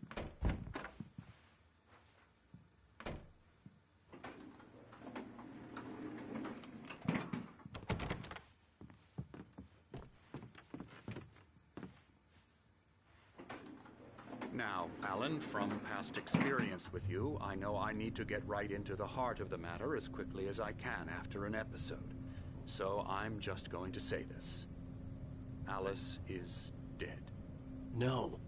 You're in a very vulnerable state until you understand and accept this. Alice drowned, and you couldn't face that. You're suffering from hallucinations, paranoid delusions, unusual thinking, an obsession about light and darkness, a feeling that everything revolves around you, your thoughts and dreams. Your mind has constructed an elaborate fantasy scenario in which your writings are affecting reality. She has been kidnapped and supernatural forces of darkness are trying to stop you. We go this way, Alan. I wasn't ready for another shot, so I went along with it. He had to be lying. But under the influence of the drug he had given me, I had to fight not to believe his words. It's all in your head. You've been making it up. Apart from the tragic accident with your wife, no one has been killed. Your delusions are just a manifestation of your subconscious mind trying to protect you from the too painful truth. Unless we fight the fantasy, it will return. I know the instinct is to resist me, but think about it. Doesn't this make far more sense than the insane supernatural conspiracy you have concocted in your mind? You're a skeptic by nature, Alan. We both know this. Everything can be explained logically.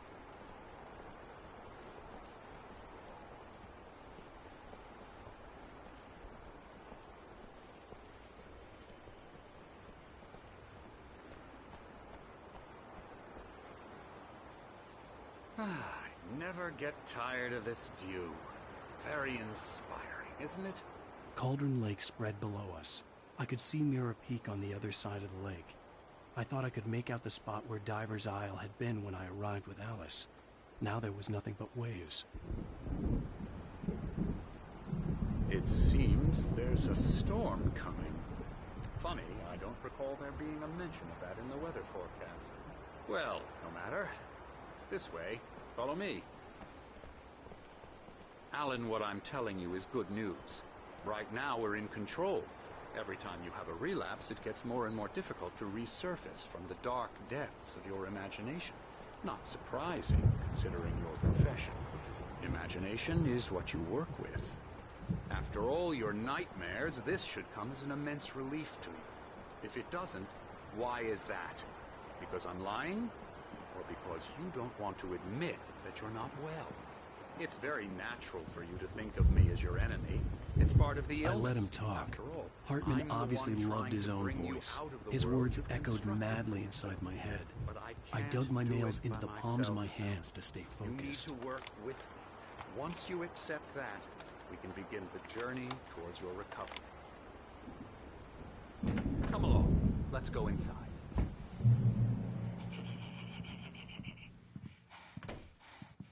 Here's the entrance to the office wing. That's for staff only. You were impressed by my trophies when you first arrived here. I do love to hunt. The great outdoors, man versus nature. It's wonderful stuff. Pretty damn wonderful, yeah.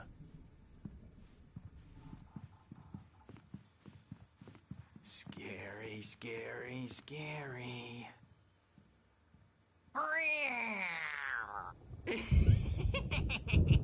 Emerson.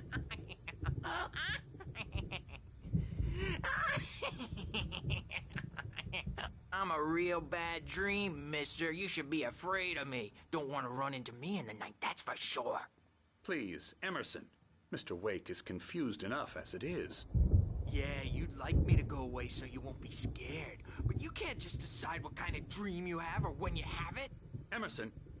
Okay. Sorry. Boo. That's Emerson. We're actually making some progress with him, I'm happy to say. He works on Elbow video strike. games. Ooh, yeah. It's trash, of course, but it does involve some small creative effort, which makes him receptive to my therapeutic methods. No kidding.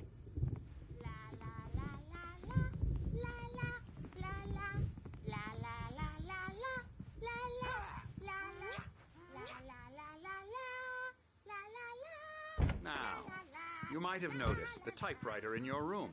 You've been writing as a part of the therapy. As soon as you feel up to it, you should continue.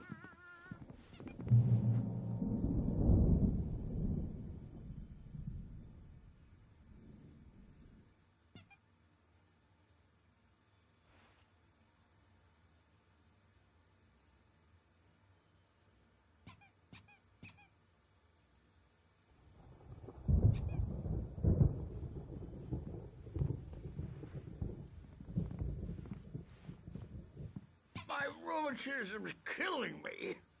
There's a storm coming. Oh, what a storm. I hope it wipes this place off the face of the earth. And these two are the Anderson brothers, Odin and Thor. They had how should I put this? A heavy metal band in the 70s and 80s called Old Gods of Asgard. They even adopted new first names to complete the image of Viking gods. After the band broke up, they lived on a farm nearby. They are, well, in advanced stages of dementia. They're well cared for, TLC and all that. There's nothing more that can be done. I'm afraid that the rock and roll lifestyle has left its mark. Oh, that won't do. I'm so sorry to cut this short for now, Alan. The power has been acting up. I'd better go check on it. We'll continue this soon.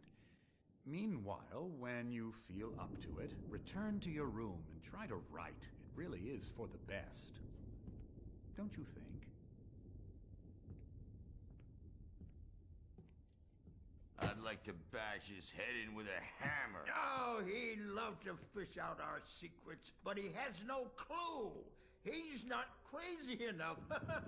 Not crazy like us, Sonny. Yeah!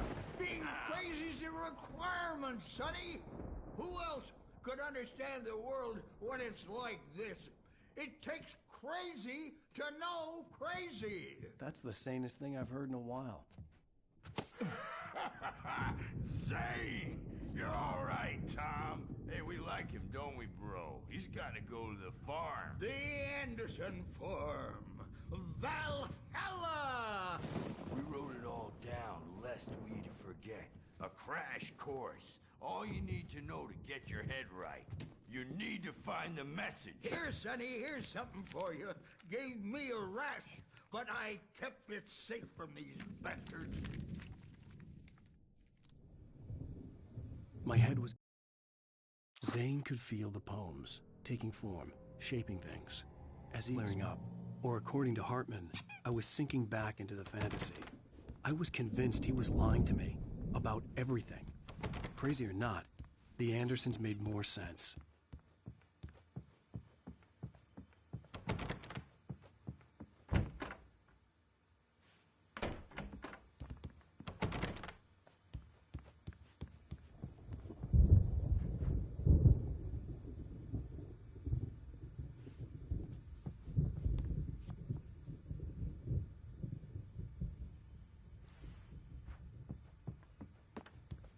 Hey, Sinclair. Dr. Hartman was worried about the power again. He's checking on it now.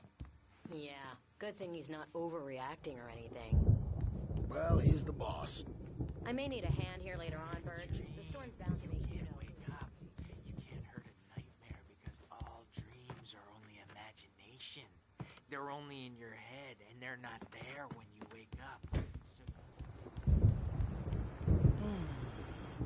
Oh, hello. I've painted you. Okay. I was just struck by inspiration a couple of days ago. Dr. Hartman wanted me to paint landscapes, and that's what I was doing. But now I've been doing these things, a lot of them. The images just keep coming. When it's in slow motion, they call it mullet time because the numbers... Hey, Wake. The doors were locked. Hartman and the nurses would have keys, but there was no way to get my hands on them. You can get to your room by those stairs, Wake.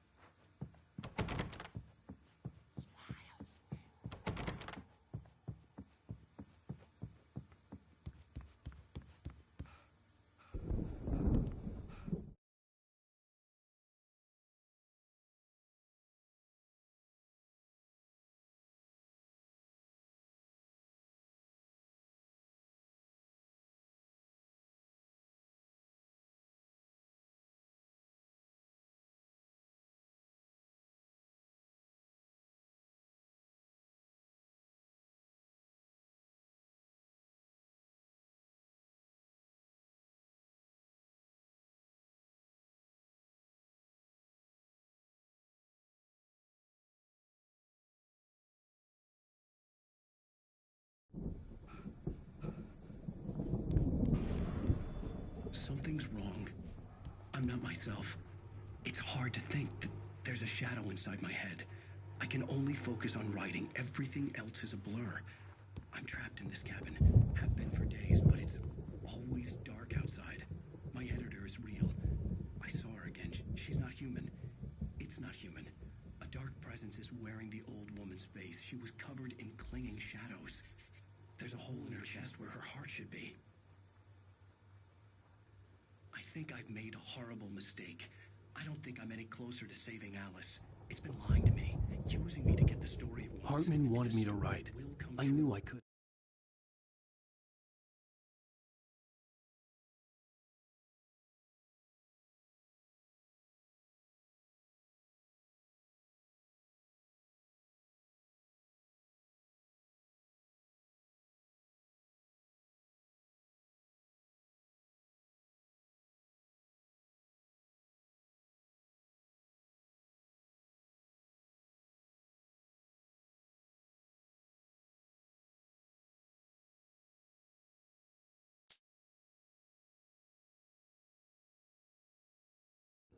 But I figured I should just play along for now.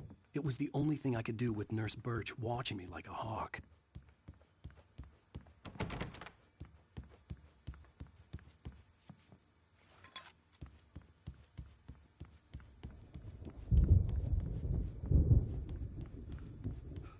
Hartman had mentioned that the power had been acting up. Maybe that was the reason for the generator and the work light on the balcony. The generator hadn't been activated, and there was no key.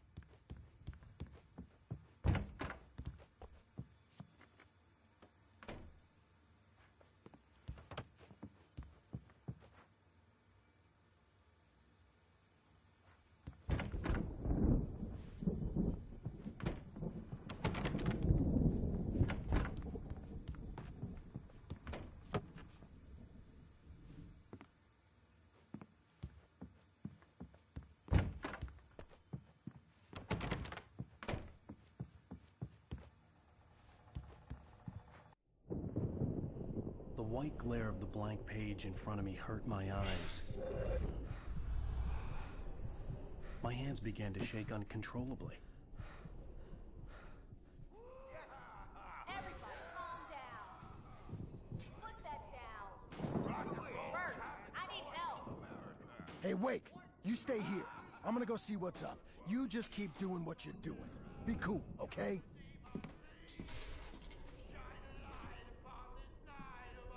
I didn't know what the chaos was all about, but it could be my only chance of getting out of here. Where the hell did he get a dare? I don't know. Here's a friendly poke from Mjolnir. Oh, afraid of the crazy brothers, are ya? Not so weak now. Hartman kept talking, giving Barry the grand tour, clearly proud of the place. He went on and on about his hunting trophies, and Barry was impressed. But he was here on business. Well, things are unraveling fast, aren't they? Sinclair looked bad. That wasn't a love tap. The crazy old fart hit her hard. And if she was one of Hartman's goons, she had it coming. I could get the key to the office wing from Sinclair. I had to get to Hartman's office. He had taken all my manuscript pages. That's where he'd be keeping them. Birch, it's time to pay the piper! Maybe you could come out and beat our wrinkled adult diapered asses for us, since you're so tough, Birch.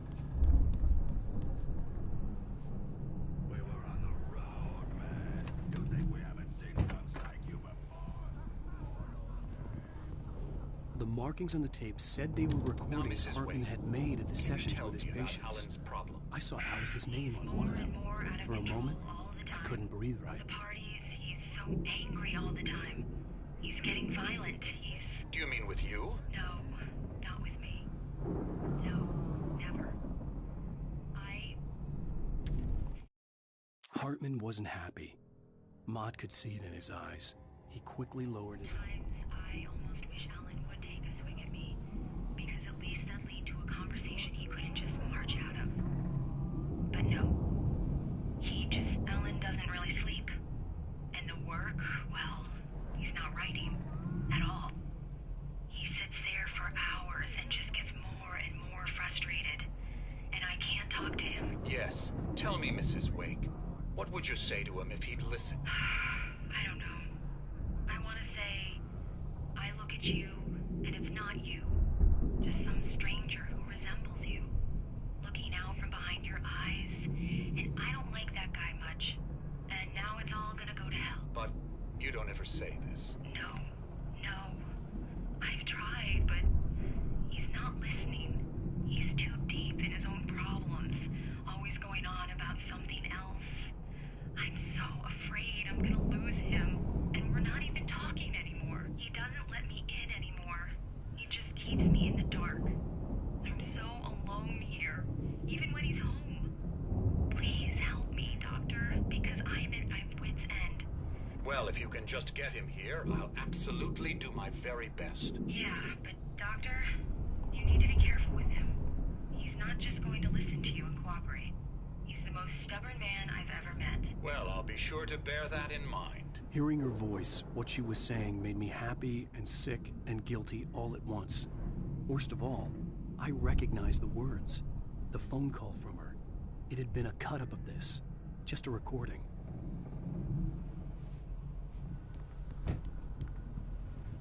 The photo on the wall caught my attention. In it, the clinic staff was standing outside the lodge. I knew the man next to Hartman. He was the kidnapper. Hartman had been playing me all along. Let me out of here! Hartman, do you hear me? I'm gonna sue your crazy quack ass to sled! Seriously! Do you have any idea how much trouble you're in? Barry? Ow! About time! Barry! Man, am I glad to see you. We need to get to Hartman's office. It's right next door. You okay? Yeah. I mean, no! The cops found me at Rose's trailer, but they didn't hassle me too much. I'm obviously a victim in this, and I demanded to be treated as such. Or else I'd sue their asses. Speaking of asses, that Fed gave me a real hard time, but I had no clue where you were. That guy's crazy, Al. But he let me go, and then I get a call from Hartman, that son of a bitch, who tells me you're here, and I should come pick you up, but when I got here, 2 goons clobbered me and stuck me in there. What's with the cutout? I stole it from the diner to piss off Rose after what she did to us. That'll teach her. Yeah, that's a harsh punishment. Come on, pal, we gotta get going.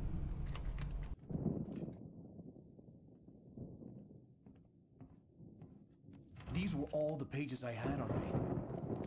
And more.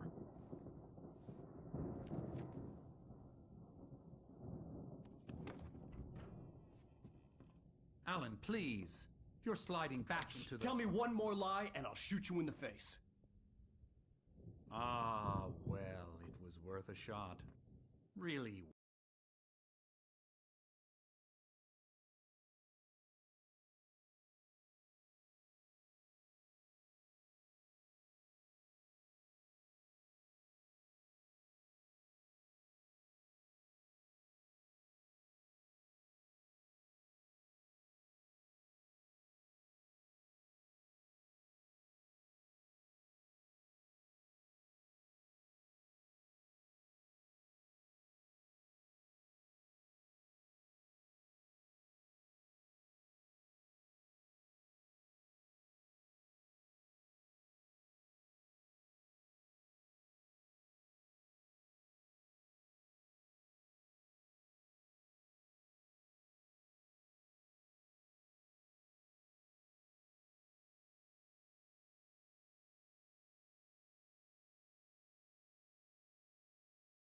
Wake, come on.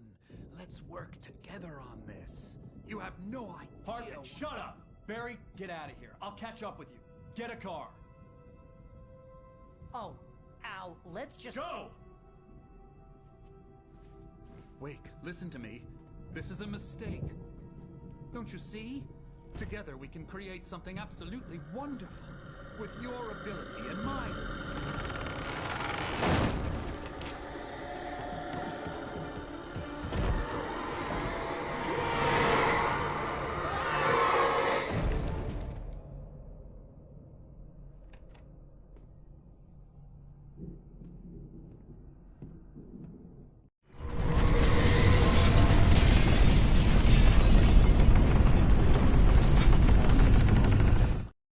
Hartman followed the fall of Alan Wake with his binoculars. When the rider hit the water, he ordered Jack to take the boat to him. The spot was easy to see in the dark, even with all the extra lights in the boat. The flare floated and kept burning even in the water. Jack turned the radio louder as the engine sputtered. Had to find a way out.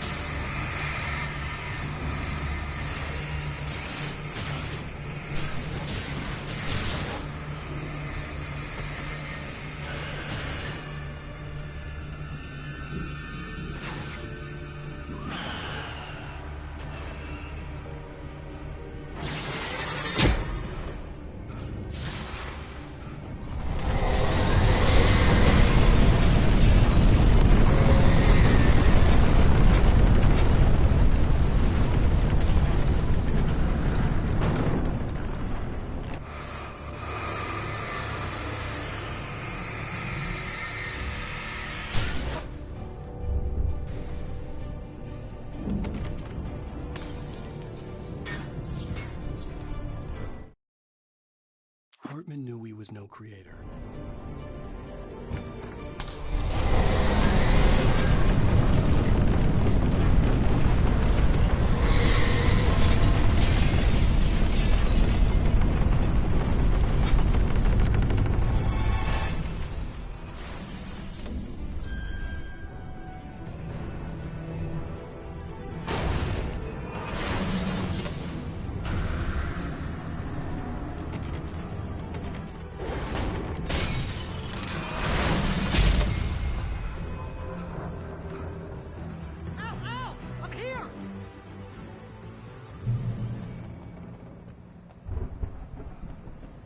found the car, but the gate's locked. You're gonna have to go through the hedge maze over there. Barry, I don't have a light. Take this, Al. Oh, God! Look at the house, Al!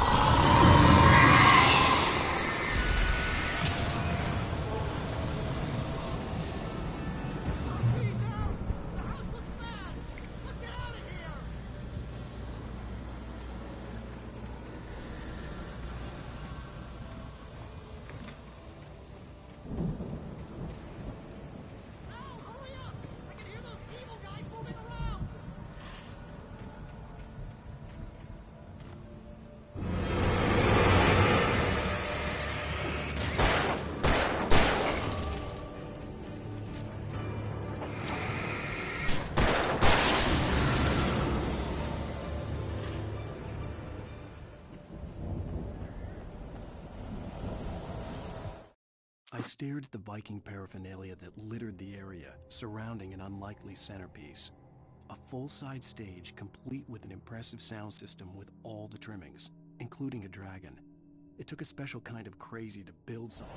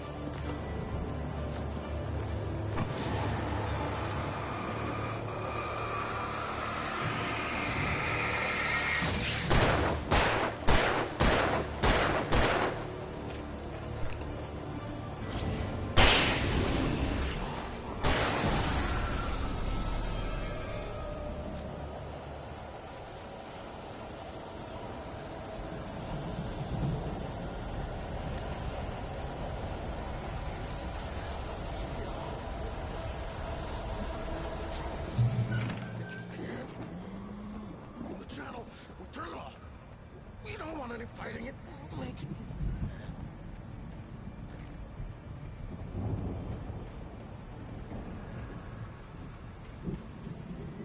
You get 2 pills in the morning, and then you'll be nice and calm. You get 3 pills in the evening. And then you'll sleep like a baby.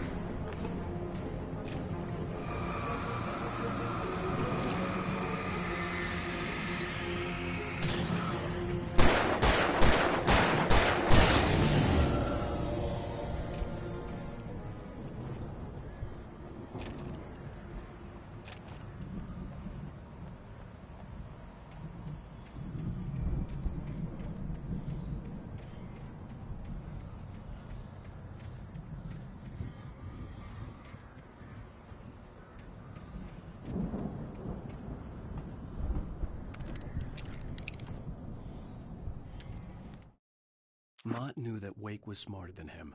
Wake had more money, a beautiful wife, everything. And Hartman said Wake was important.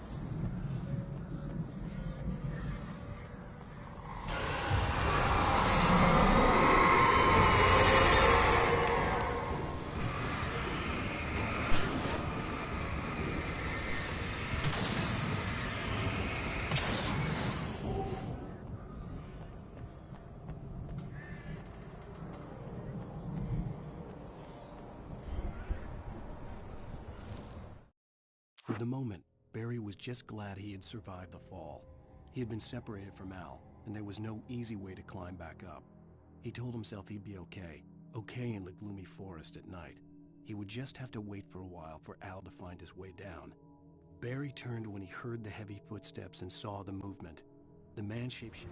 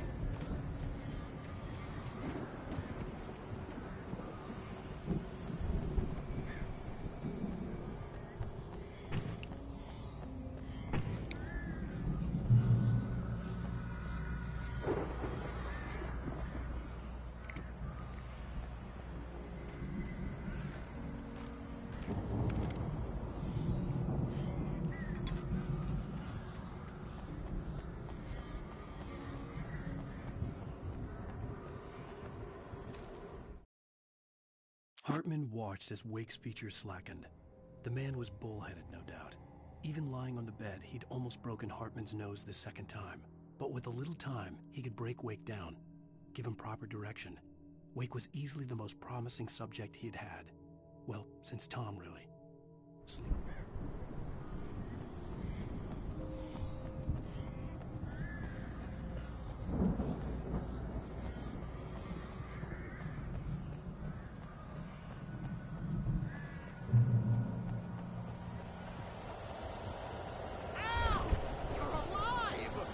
Let's get out of here. Can you open this gate? Maybe. Barry. Well, I slammed it shut when Nasty showed up, and the key fits kind of loose in the lock, so,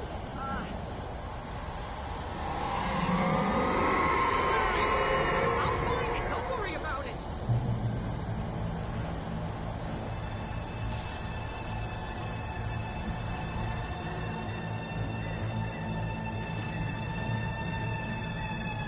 Hurry up, Barry. I'm on it.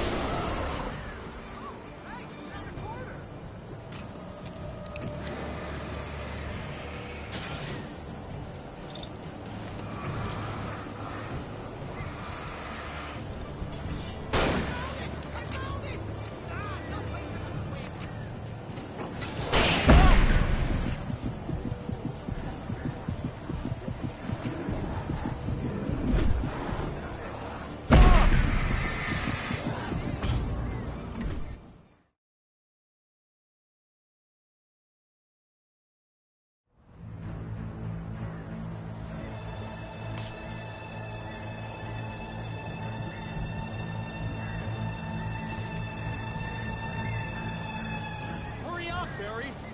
I'm on it! I'm on it!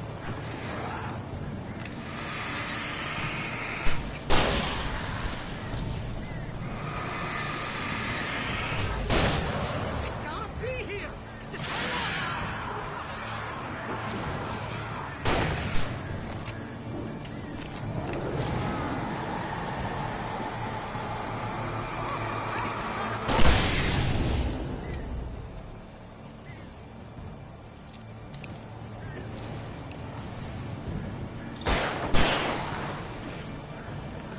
I found it! I found it!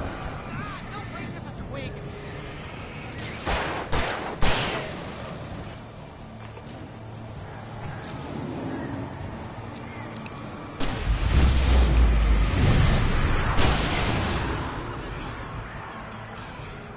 Here it is! Al, I found the key!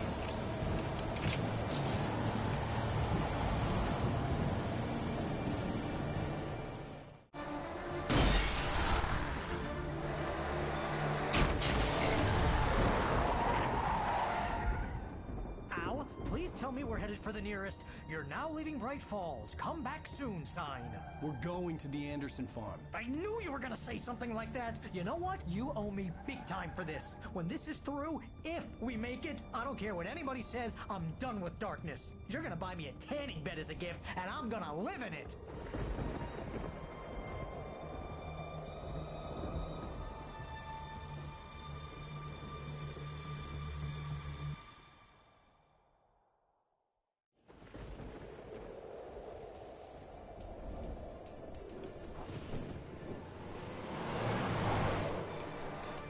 I'm crazy, but that's fine, Barry. Oh, you got that right, Al. You're barking mad. You are by far the craziest. But maybe that's inevitable when you deal with crazy stuff like this. It helps. This is happening, Barry. Alice, they never had Alice. She's trapped in the darkness at the bottom of the lake, but she's not dead. Al, how can you know that? I know, Barry. I can... Al, No, listen. I can bring her back. I can find her. There's something special about this place. The lake, it does something to the works of art created here. It makes them come true. But there's a catch. The dark presence, whatever that thing is, twists it to its own ends. That's why all of this is happening. It's using my manuscript to take over everything. Al, I believe you. It happened to Thomas Zane before, it happened to the Andersons. I believe you. Crazy or not, you're not delusional. Weird shit's going down. That's a fact. I'm on board, man. I'm with you. The Andersons knew about it, but they were too far gone to tell me with all the drugs they were on. But they wrote it down. There's a message somewhere at their farm, Barry. We just need to find it. Look out!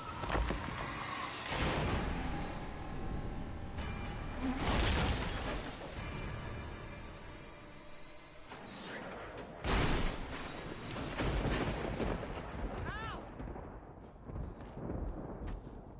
God damn it, Al, talk to me!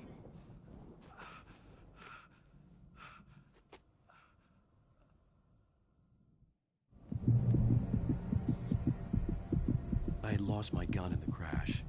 Barry was nowhere to be seen. Barry! Barry! Oh, man, you're okay! Jeez, it's good to hear your voice! I was trying to get out of the car, but the ground gave way! Man, what a drop! Don't worry, your cutout is fine. Forget that! Are you okay? I hit some bushes, didn't get a scratch! There's no way you can climb down, though. It's like a sheer wall. Al! There's something moving down here! Barry, it's a taken! Use a flare, Barry! Woo! Yeah!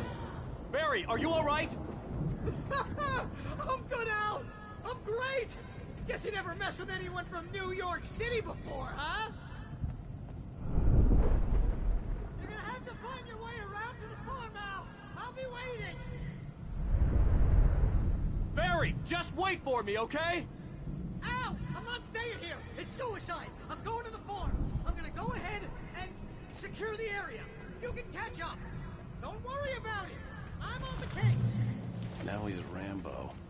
This would turn into a disaster if I didn't catch up with Barry.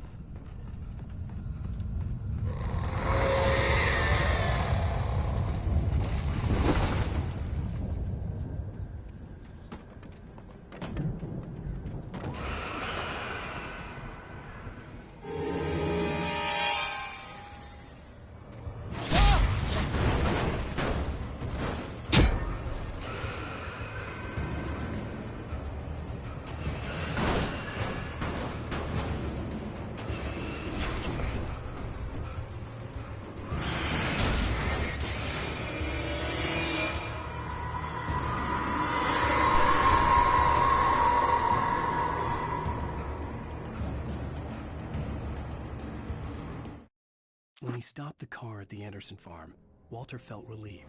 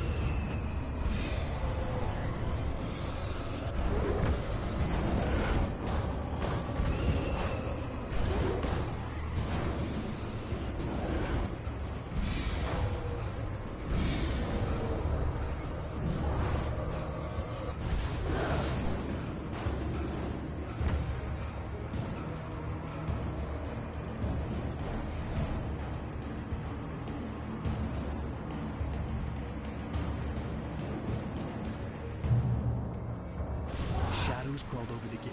I needed a light to destroy them to get through.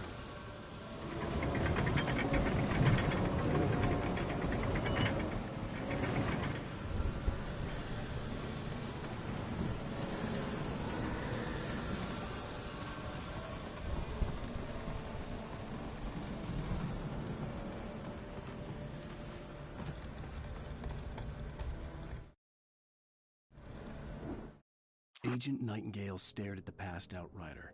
The man was sleeping off one hell of a night. Nightingale felt a stab of envy at Wake's oblivion, but he had a job to do. He put the gun to Wake's head and almost became a murderer. His hand shook and his throat felt tight.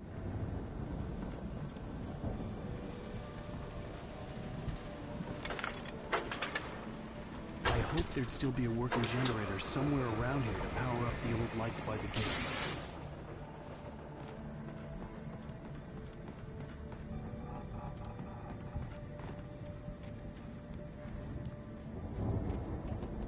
I could sense the movement in the woods ahead. Facing the enemy without a weapon was dangerous, but I had no choice.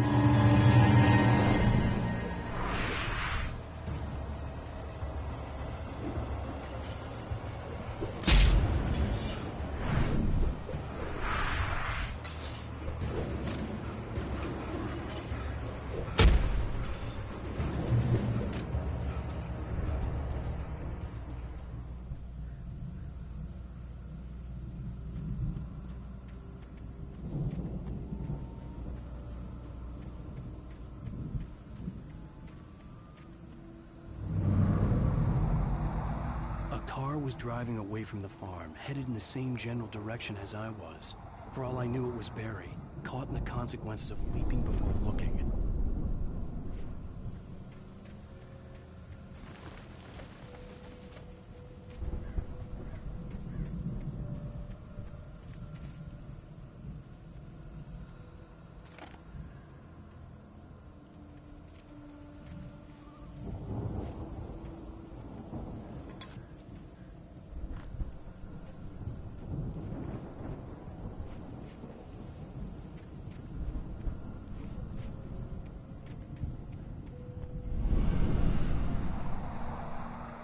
car was heading for the cabin up ahead. It wasn't far. If it was Barry, I would see the damage soon.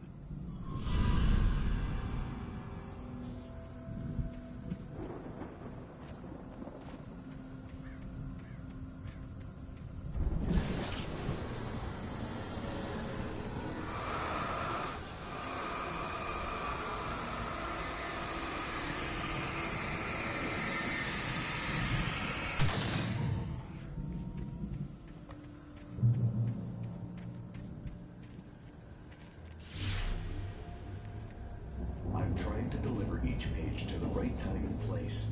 I'm trying to show you how the story goes. I had seen glimpses of the light before. I had seen it in my... The dark presence followed the choreography laid out to it in the manuscript, growing stronger and stronger, moving like a storm from one scene of destruction. It was a strange spaceman or a diver in a bulky suit. He was the one who'd been placing the pages on my path.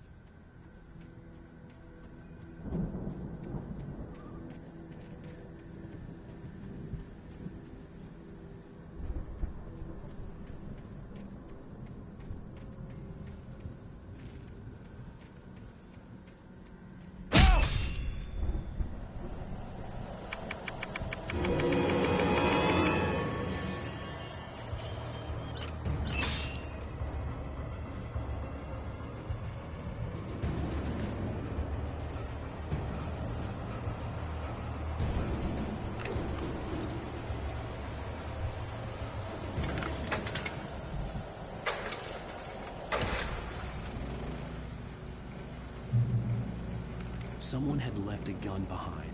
Now I had a fighting chance of reaching the farm.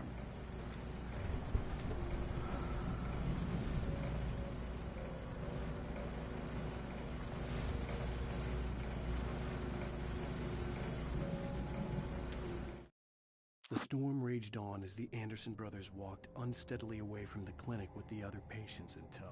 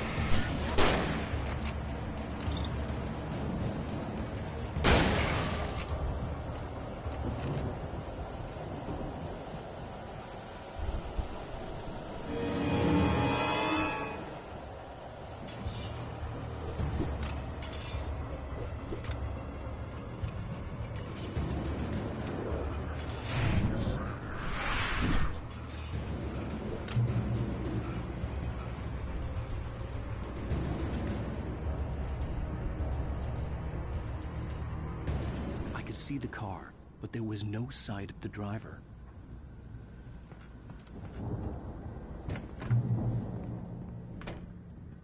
Hello? Anybody here? Barry! No! Danny, you're not! Please! What are you? No! Don't! I'm sorry!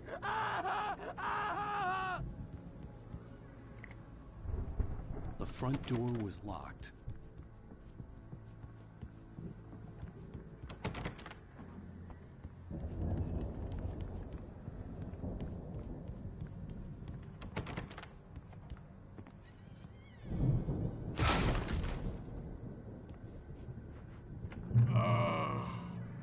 I know you. You were in jail the other day. I went to the farm again for the moonshine, you know? It makes you see. They're not gonna miss it. They're in the loony bin. My buddy, Danny, I lost him. Something's gone wrong with him. It's not him. Like a real bad follow-up to a real good movie.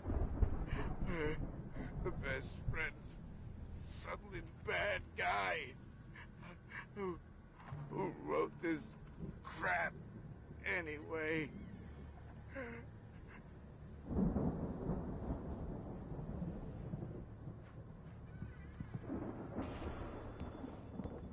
I've run through every possible course in my head. If I continue like the Dark Presence wants me to, the story I'm writing won't save Alice. It's a horror story, and it's going to kill her, and me, and everybody in this town. No one will survive. Darkness will consume everything. This is what it's wanted all along. It will be free, unstoppable. It used Alice to get to me, dangled her in front of me to keep me going. It was never going to release her. I'm going to change this. I'll escape. I've written myself into the story. I'm now the protagonist. This feels like a terrible risk, but it's the only way to save Alice. I'll be bound by the events of the story just as much as anyone else who's been woven into it. The story must stay true for this to work. There have to be victims along the way, near escapes, cliffhangers. In a horror story, it can't be certain that the hero will succeed or even survive. He almost has to die. I'll write my own escape into the story next. I need help.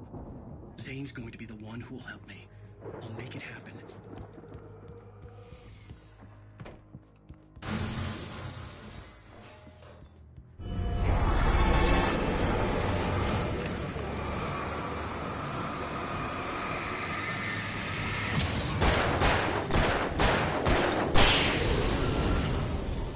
Let me guess. Danny, huh?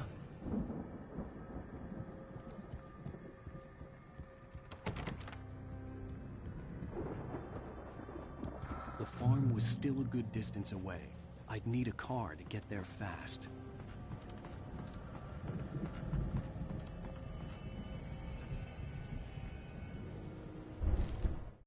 For a moment, Hartman can see.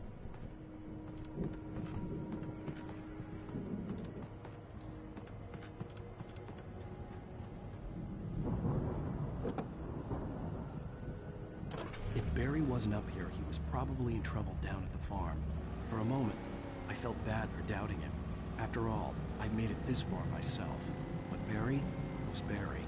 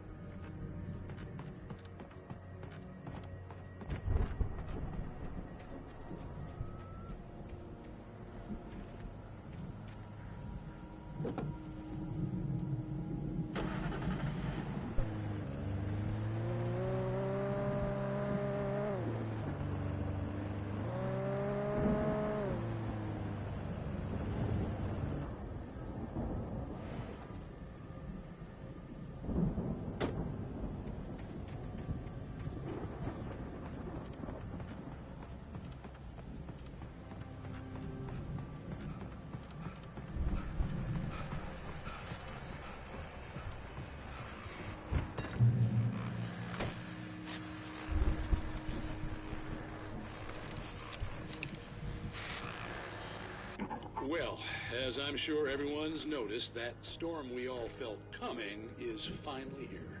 The boys at the Weather Service reckon it'll last until morning at the very least. Pertaining to that, let me read that missing persons alert again.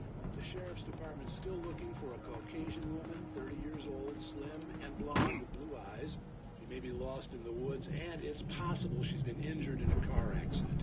If you see her, please make sure you get her indoors and call the sheriff. It's bad weather to be caught out.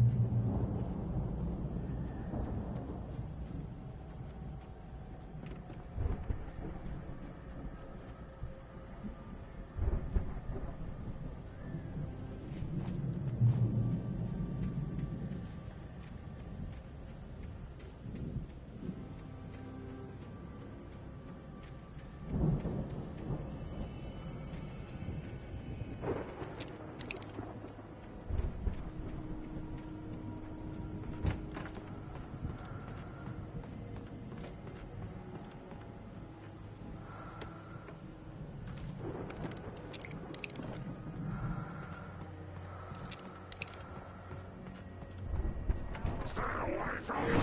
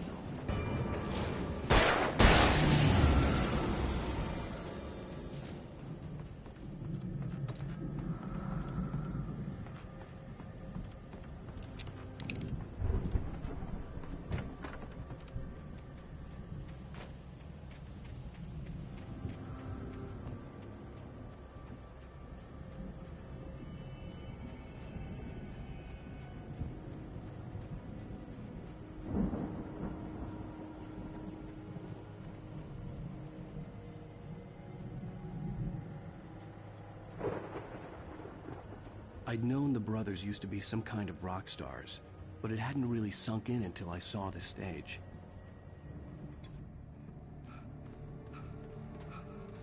Al! Run! Incoming! There's too many of them!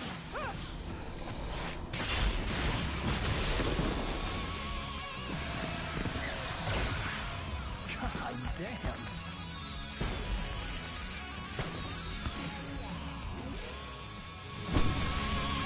I'm so glad you decided to go it alone, Mr. Bronson. Shut up and shoot! Al! We have to fight them off! I can help you out! Hey, Al! You notice a lot of ammo and stuff around? This place is stacked! Al, hold on! I'll try to get the stage lights on!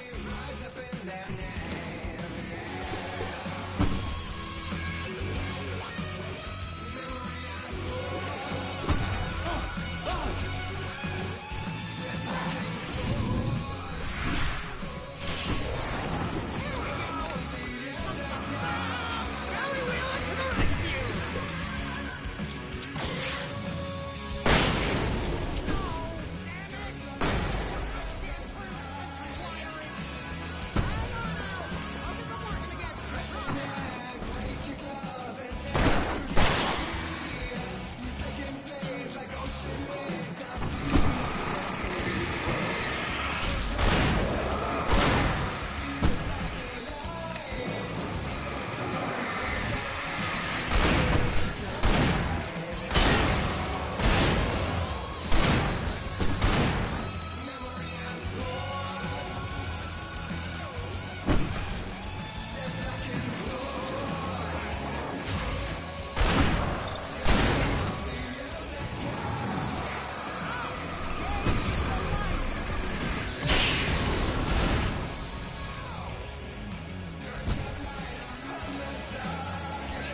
No, no, no! Why do you keep doing this to me? Do it for Barry, please, please, please!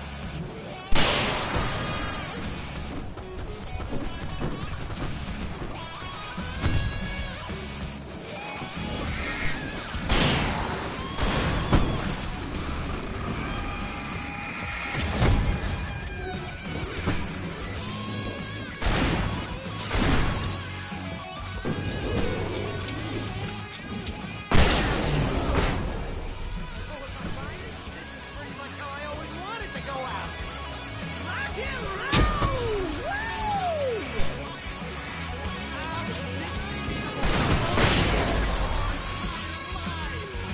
They are trying to kill us. That's the high point of my life. Really?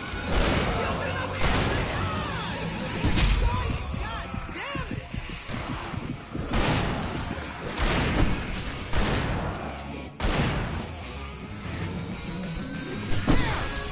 Back in the game, yes!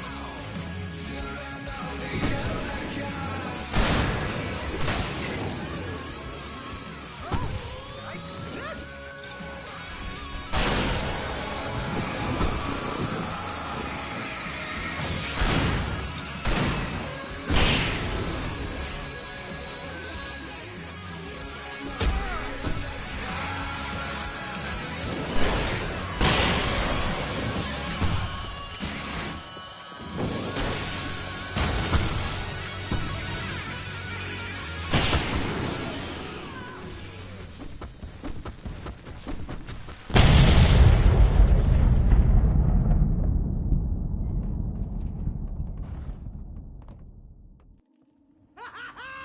That was awesome!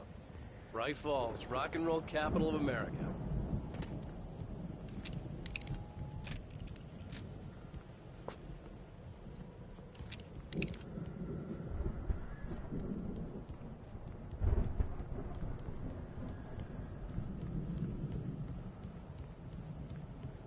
Hey, Al! This way to the farm!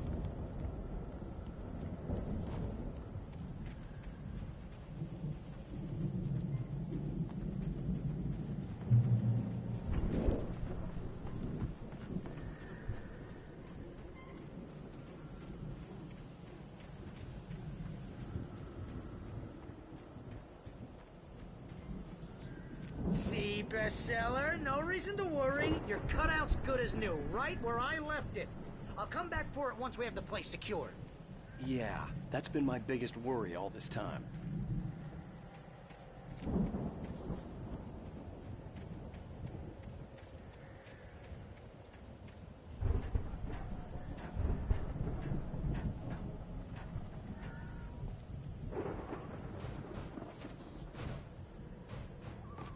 Hey, I think Alan Wake here has something to say.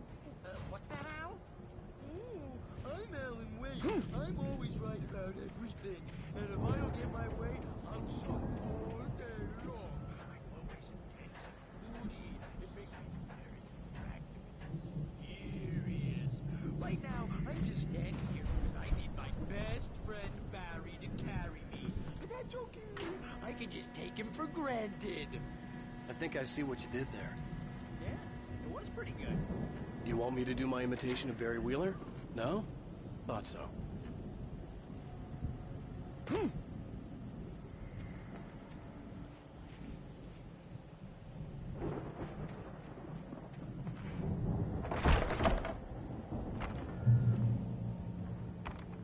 Wow! You look at that thing, Al! They really went all out with this Viking crap, didn't they? Look at all this stuff. They must have done okay for themselves, so how come I never heard of these guys before? And this from the guy who learned about Ozzy Osbourne through reality TV?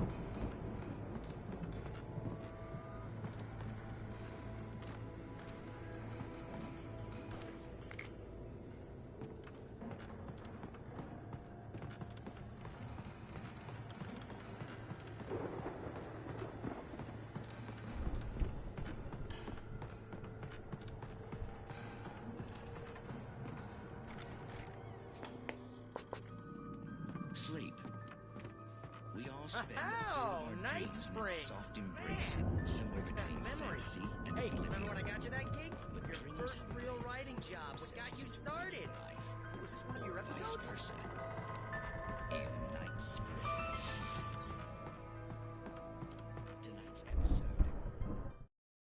It's 1976. Madness reigns at the Anderson farm. Contrary to all logic, the headiest ingredient of their moonshine is unfiltered water from Cauldron Lake. The Viking boat looked imposing, almost like a battering ram.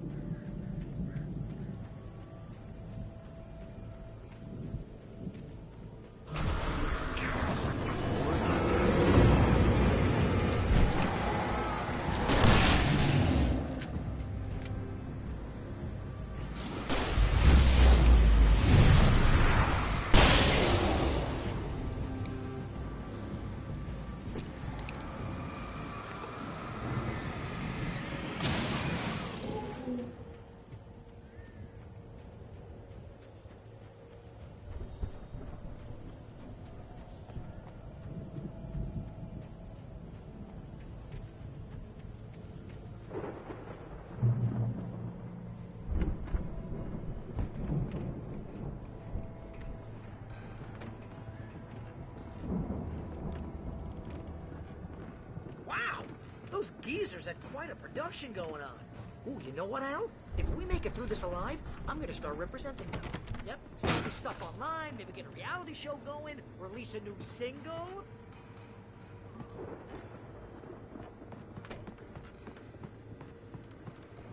Be careful, Al!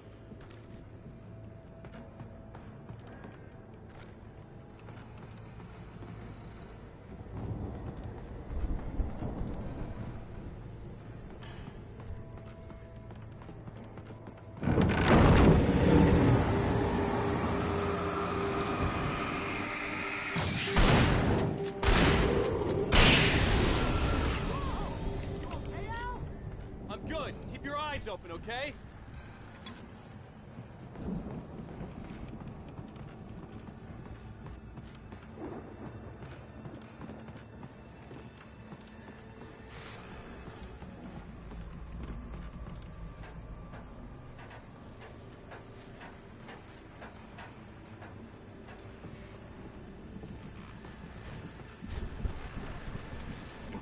As you regular listeners know, I tend to work through the night, but I'm not the only one. Deputies Mulligan and Thornton are taking a couple of moments off their busy schedule to join me here in the studio. Boys, how busy are you now? Deerfest is almost here, isn't it? I bet that keeps you in business. Pretty busy, yeah. Actually, Pat, we've been real busy with other stuff, which concerns an ongoing investigation. Can't talk about that.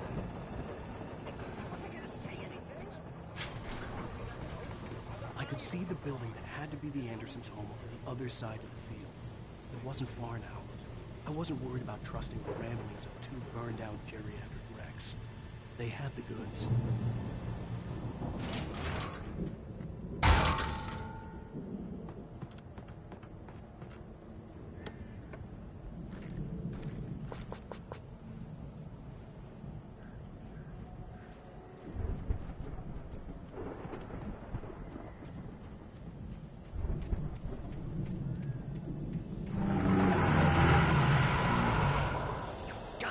Kidding me.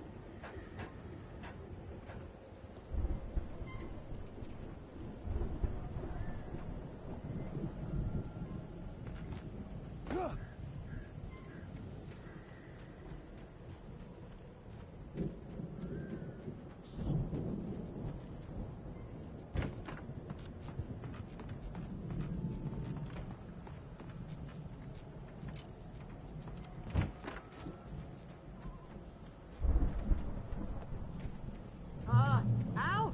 Is that you out there, buddy? Yeah, it's me. Hey, let's go, man.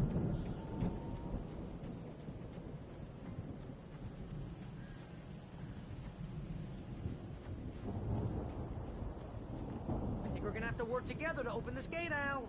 Looks pretty heavy. Ah! Hey, I think that's the farm on the other side of the field. We're almost there. This farm is a crazy place for crazy people. We should feel right at home then.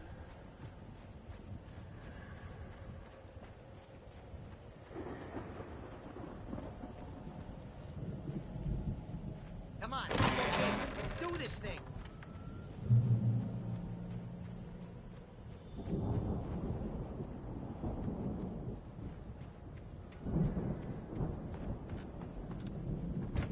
The lights are out. I guess we better check the fuse box.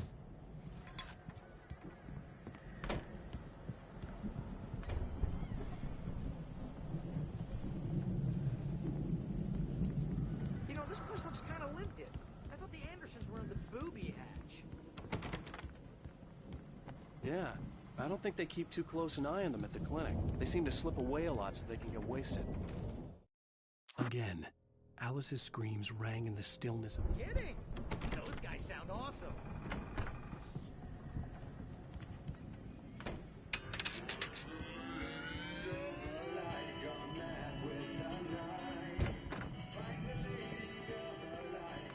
Can you hear that, Al? Music? Of course. We need to find where it's coming from. That's the message the Andersons talked about. That's the whole reason we're here. Lady of the Light? Oh, that's gotta be...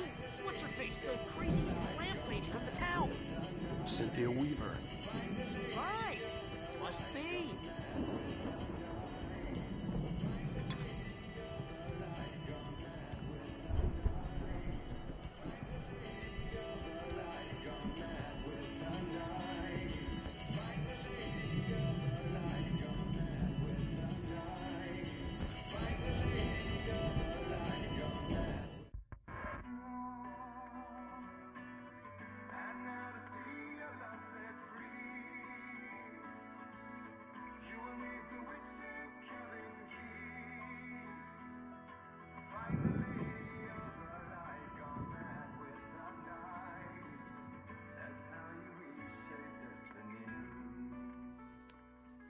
Okay. We need to find Cynthia Weaver. We'll stay here for the night and head back to town as soon as it gets light. Hey, Al. Lots of hours before dawn. Might as well get some rest. And by rest, I mean drunk. Come on, Barry, this is... Yeah, what the hell?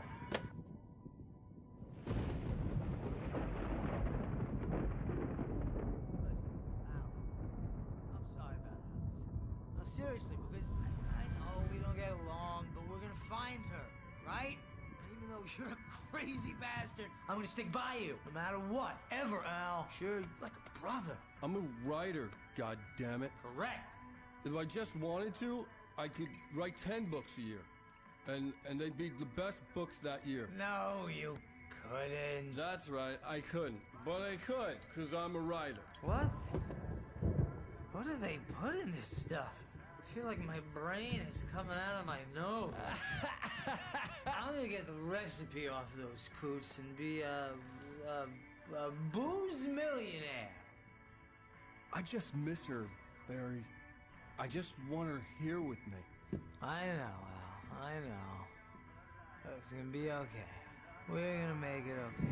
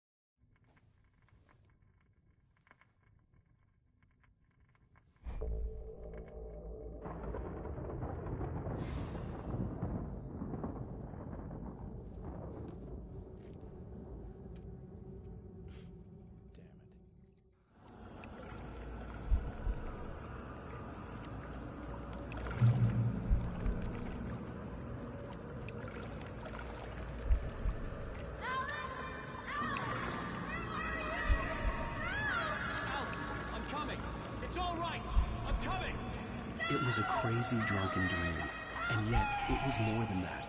It was the truth, a suppressed memory unearthed by the Andersons' moonshine. I was there, an out-of-body observer, This was the night Alice and I had arrived at Bright Falls, the night Alice had disappeared. I had a chance to find out what had happened. I remembered being surprised to see the cabin dark. Alice would have never turned the lights off. I remembered thinking I caught a glimpse of her form underwater, sinking into the darkness. Diving after her was the last vague memory I had of that night. After that, the next thing I could remember was waking up behind the wheel of the crashed car and finding the first pages of the manuscript. Beyond this lost memory, there was nothing. I had to follow the footsteps of my past self to find out what had happened that night. I couldn't find her in all that blackness. I must have thought she drowned.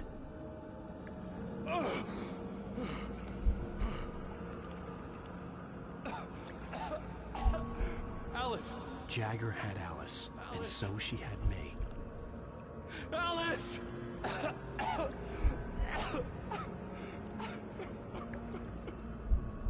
I'd been easy prey. Look at the cabin. Is there someone in the window? Alice? Maybe she didn't drown after all. Maybe she's inside. Alice! Yes.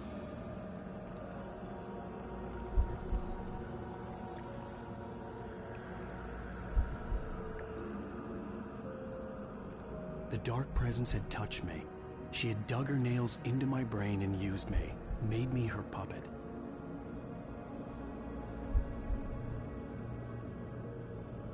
She must be here somewhere. Maybe upstairs in the study. Alice! Yes, that's where she is. You can apologize. Alice! You laugh at the whole thing together and put it Alice? behind you. She's not here. You were foolish to think so. No, she's dead. She drowned. No, no, no! It's your fault your wife is dead. You are guilty. All she wanted was to help you right. You killed her. Oh, hush. There's still hope. Cauldron Lake is a special place.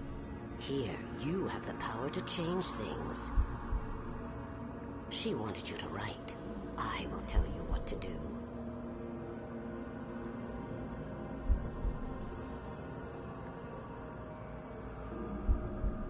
You can write her back. The story will come true, and all will be well again. She had Alice, and the manuscript was the ransom for her.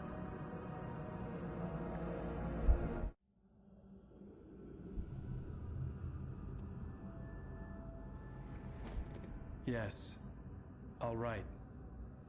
I'll fix it. I'll bring her back.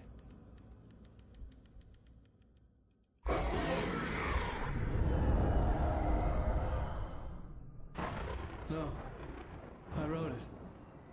I remembered it all now. In the dark, I'd written for days, a week, almost a complete manuscript of a novel entitled Departure. Jagger had been my editor, whispering in my ear, making sure that the unfolding story would make her more and more powerful. I thought I was saving Alice. Even with the cobweb she put in my head, some part of me had been aware enough to write my escape into the story, to bring a light into the cabin to release me before I could finish, to interrupt the horror story before the ending, where darkness consumed everything and everyone. Zane was weak and far away, but I had written him into the story, and his light had been enough to set me free.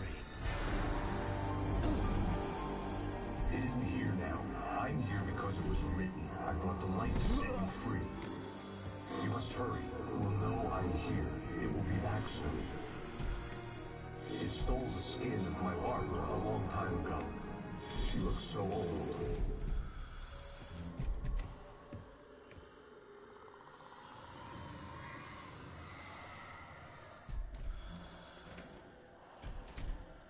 I had woken up, confused and groggy, my mind consumed by darkness and fear. All I could do was to escape.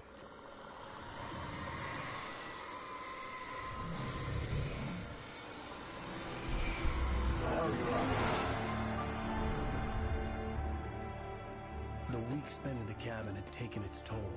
I was barely conscious, and fading fast. It had to have cost Zane terribly, thrown him even deeper into whatever dark place he now haunted.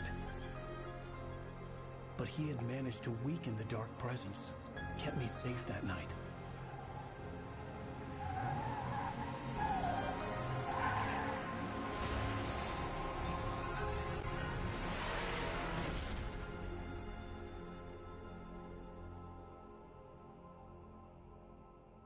I wrote it. It's my fault. That's right, James Joyce. It's your fault, and you're gonna pay for it.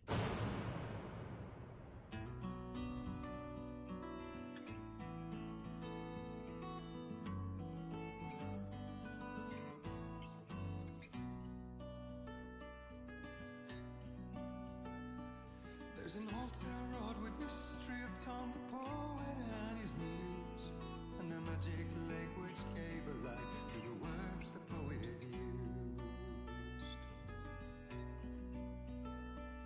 Now the muse she was his happiness, and he rhymed about her grace, and told the stories of treasures deep beneath the blackened waves. Till in the stillness of wonder, and still in its misty crown, the muse she went down to the lake, and in the waves she drowned. And now to see your love set free, you will need the witch's cabin key. Find the lady of the light, gone mad with the night. That's how you reshape destiny. The poet came down to the lake to call out to his deed. Previously on Alan Wake. Under the influence of the dark presence, I wrote a horror story that is coming true. Jagger had been my editor, making sure that the unfolding story would make her more and more powerful. Some part of me had been aware enough to write my escape into the story. Together we can create something absolutely wonderful. The lake, it does something to the works of art created here. It makes them come true. My mom gave me this old light switch. The clicker. Alice is being kept in a dark prison. I need to find Cynthia Weaver to fix this. It's your fault, and you're gonna pay for it. Well, we're expecting a record crowd from the neighboring counties. Naturally, we hope to break the record set by last year's Moose Fest in our neighboring town, Watery. Ladies and gentlemen, some people have asked me, what's the big deal about Deer Fest? And I think that this sums it up. It's about friendship and community. We've got a great party coming up, but let's try to hold it in until tomorrow and get through the night in one piece, all right? I have it. Someone will come for it when the time is right. Thomas said so. He wrote it. The key is insurance. It's my job to keep it safe. Safe in the light. Always in the light.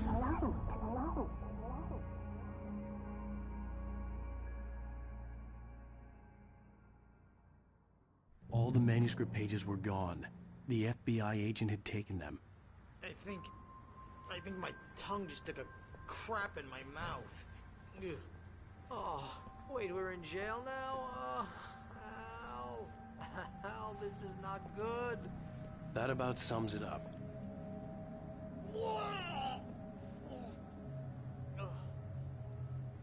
Oh, I am never drinking again. I need to talk to Weaver. She's the one in the song. The Lady of the Light. What, the crazy lady? Ugh, whatever you say, Al, but we're stuck here. They're not gonna... even interviewed Wake. I had some reading to do first, Sheriff, and let me tell you, it was an interesting read. Well, I've got you now, Raymond Chandler. It's all here. All the evidence, including conspiracy to murder a federal agent. There's no way you're walking out of here. You hear me in there, Bret Easton Ellis? Huh? Agent Nightingale, I want to talk to your superior. Well, we all want things, Sheriff. I wanted my... Look, that's not possible right now. Agent Nightingale, I insist.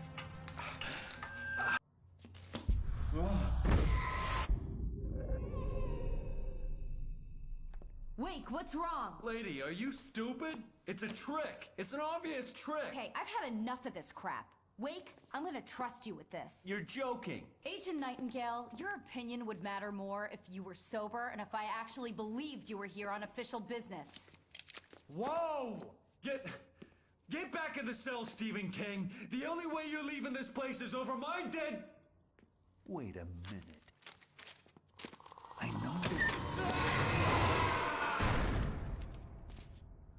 Oh my God! Light. We need light. It's the only way to fight this thing. In my office. I've got your things there. Follow me. Oh man, we're sitting ducks with the lights out. Stay cool. I can get the emergency power on.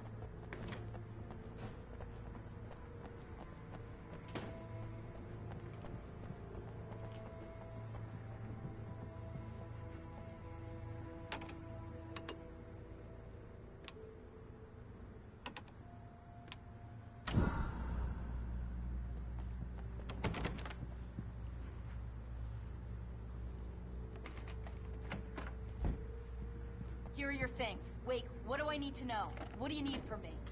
They can be hurt in the light, only in the light. And I need to find Cynthia Weaver. She can help me stop this. Light. Check. Cynthia. She lives in the old decommissioned power plant. I can get you there pretty quickly in the rescue chopper. Come on, let's get back to your friend. Wheeler, I need you to stay here. What? No. We're going to fetch our ride, but I have friends who need to be warned about this, and I can't be in 2 places at once. I need your help. Well, okay. Here's a list of people and phone numbers. I need you to call them and tell them you have a message from me. Night Springs, okay? They'll know what to do. Night Springs? Like the TV show? Gotcha. Oh, hey, that radio guy's on the list. Maine. Who's Frank Breaker? He related to you? My dad. Hey, is this like a secret society? Can you do this? You'll be safe here. The backup power's on. These guys need to be alerted, just in case we don't come back. You'll come back for me though, right? As soon as we get the chopper ready. Thanks, Wheeler. I owe you one. Okay, let's go, Wake. Through the back.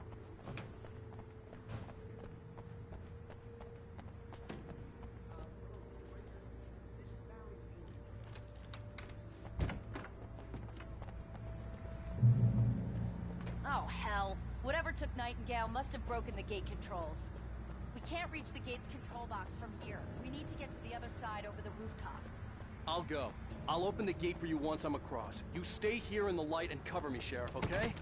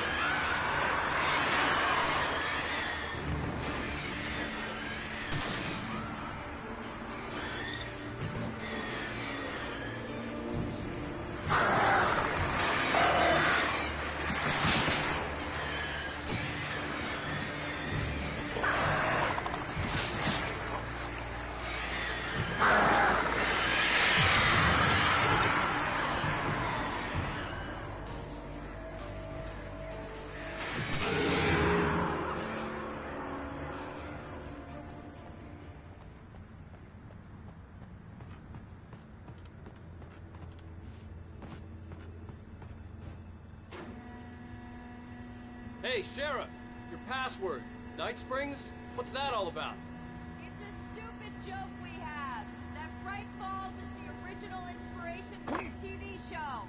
This town can get weird at times. Never this weird, though. You need to bypass the damaged control box. What am I, an electrician? Hold on!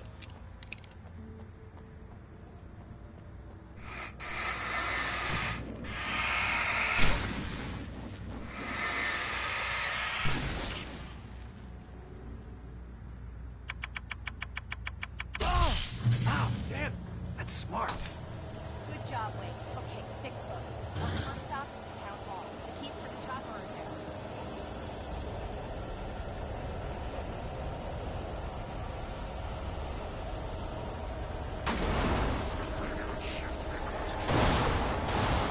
Wait, keep an eye out. I lost that one.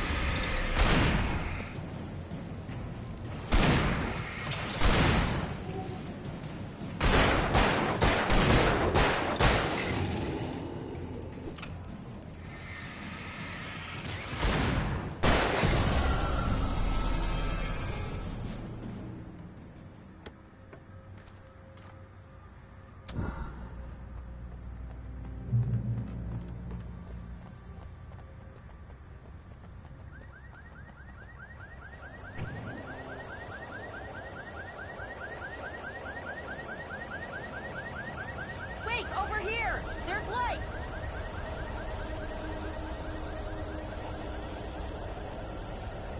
I have a key. Watch my back, Wade.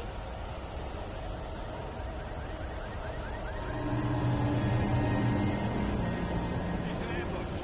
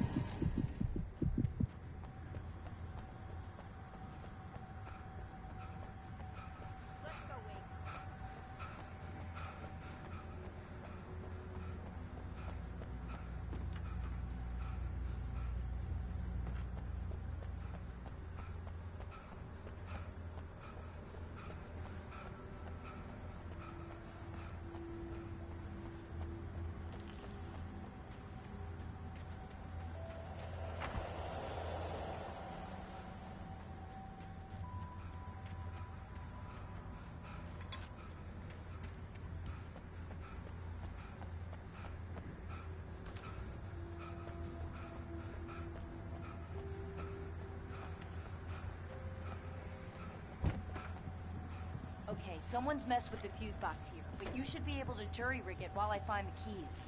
I already got electrocuted once today. How about I look for the keys and you get burned for a change? Fine. They should be in the clerk's office on the other side of the building, near the main entrance.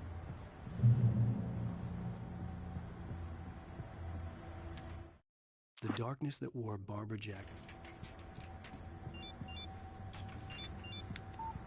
The message was from Barry. He was getting worried at the station. He wanted us to hurry.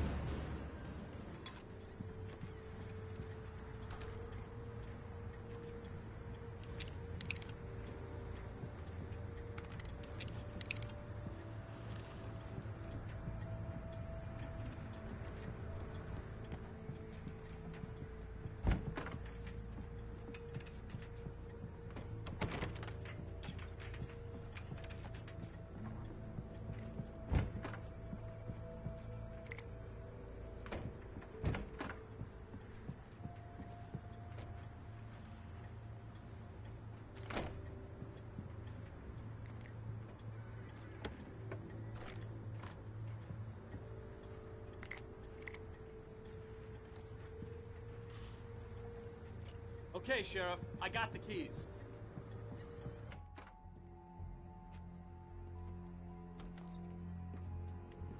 Barry? Why isn't he inside? Oh, God. Oh, God.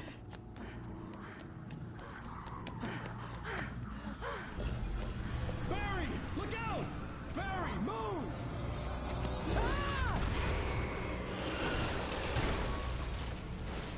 Barry! He made it inside, Wake. He's okay. The storefront's blocked. Come on, Wake. Let's go around. We can meet him in the back.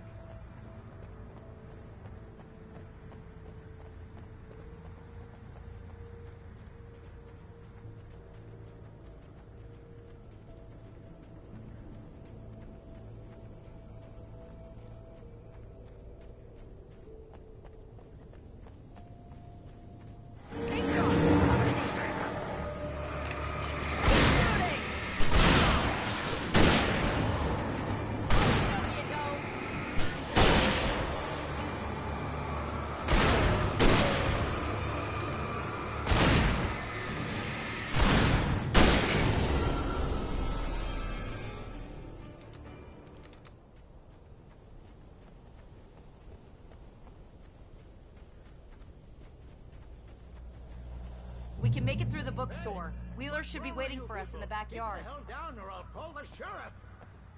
Oh, hi, Doc. I've got it. Don't worry about it. Sarah, about time somebody showed up. All the shooting in the air is idiotic. One of these days they'll kill somebody. And over Deerfest. I know. Go back to bed. He's got a point, Wake. Look, this town can't take this. It's me they want. The sooner I get out of here, the sooner you can all get back to life as usual. I hope you're right. Come on, let me get this door open. Wait, you got the keys to the bookstore? Perks of being the sheriff. A girl needs to get around.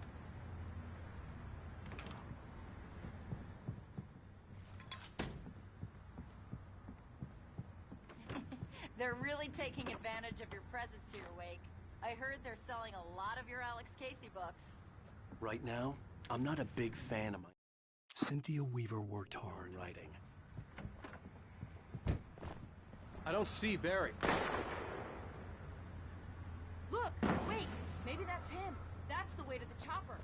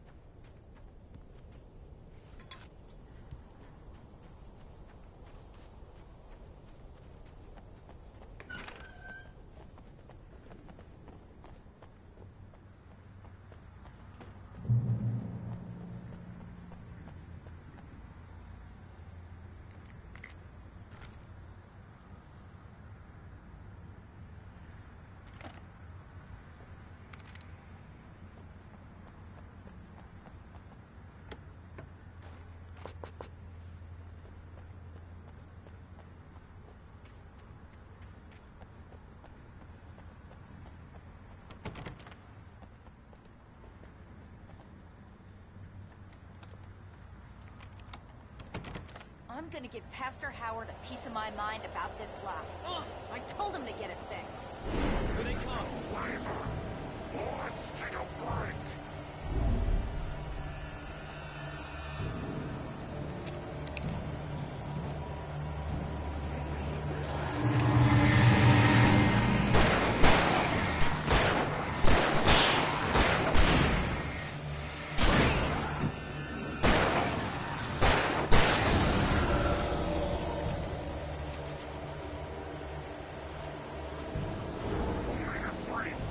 Acids are good for your heart.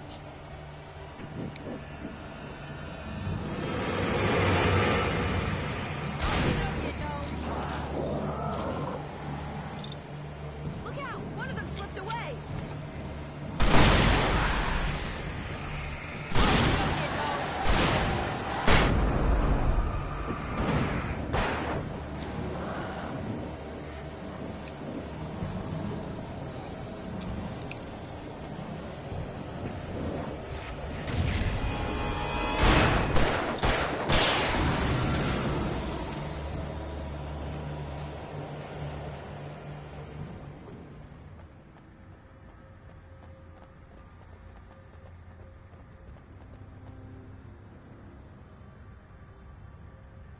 Okay, it's open. Let's go, Wake.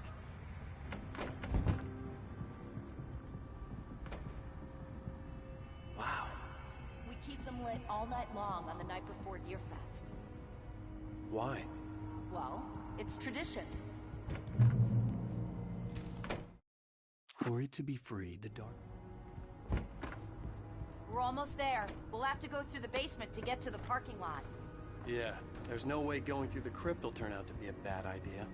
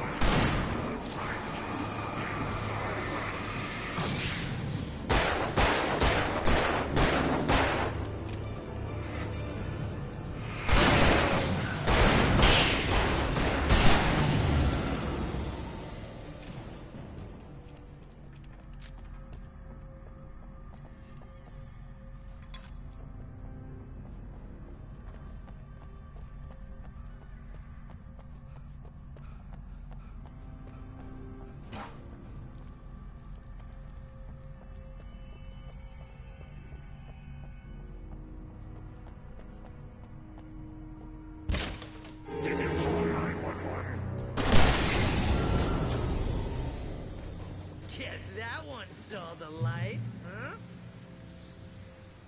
You didn't like that one? A tough audience. Well, I got plenty more. What are the Christmas lights for? Protection, man. Like garlic against vampires. Vampires. The helicopter's just across the parking lot and up the hill. Come on!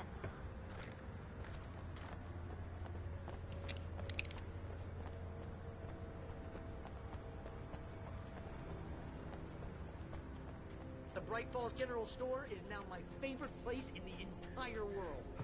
See this headlamp? It's like a superpower. I can just look at one of those things and they die. It's my flaming eye of Mordor. I wish I didn't say it. Alice had screamed until she had no voice left to scream. Yeah. Hey, I want a headlamp. Last one. Bastard.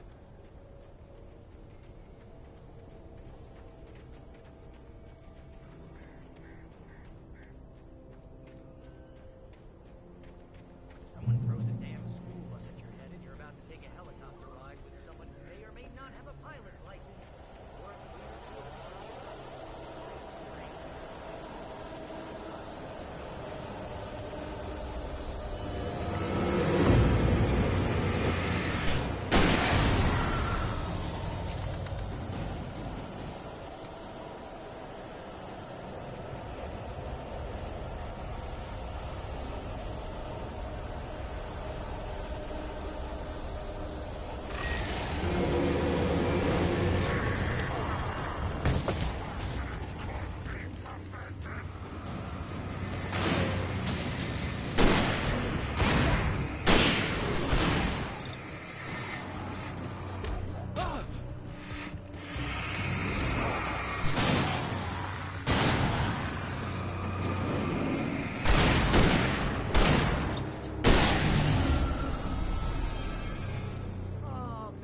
get used to this.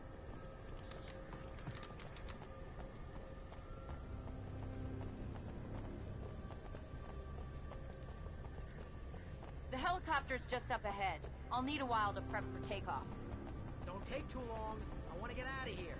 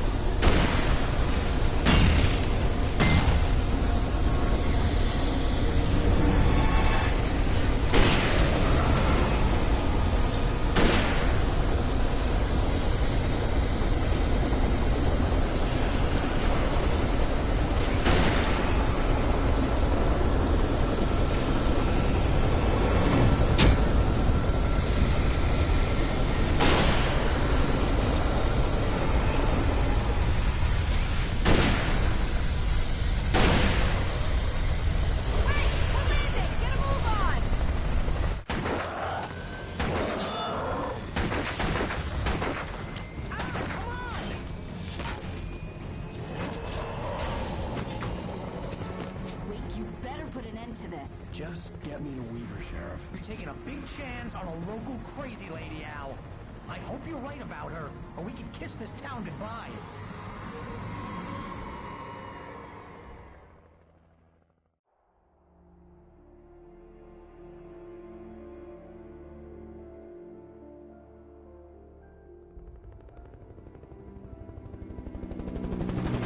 I hope you know how to deal with this, Wake. I guess you New Yorkers are used to rough situations like this. Right. The city's a war zone. King Kong, mutant alligators, and Alex Casey shoots the place up every weekend. Look, I never even carried a gun until a couple of days ago. Well, my dad used to be a cop there. Tells some pretty wild stories. Stuff like this? No, just normal bad stuff. Kinda like your books, Wake. I used to tease Dad that he was just like Alex Casey. You've read me. Oh, sure. You're a pretty good writer. A little heavy on the metaphors, maybe. Nobody's ever said that before. We're coming up on the power plant. See the lit building over there? And that's the dam further up the river. I can't land here. I'll take her down the road across the river. Just get me there, Sheriff.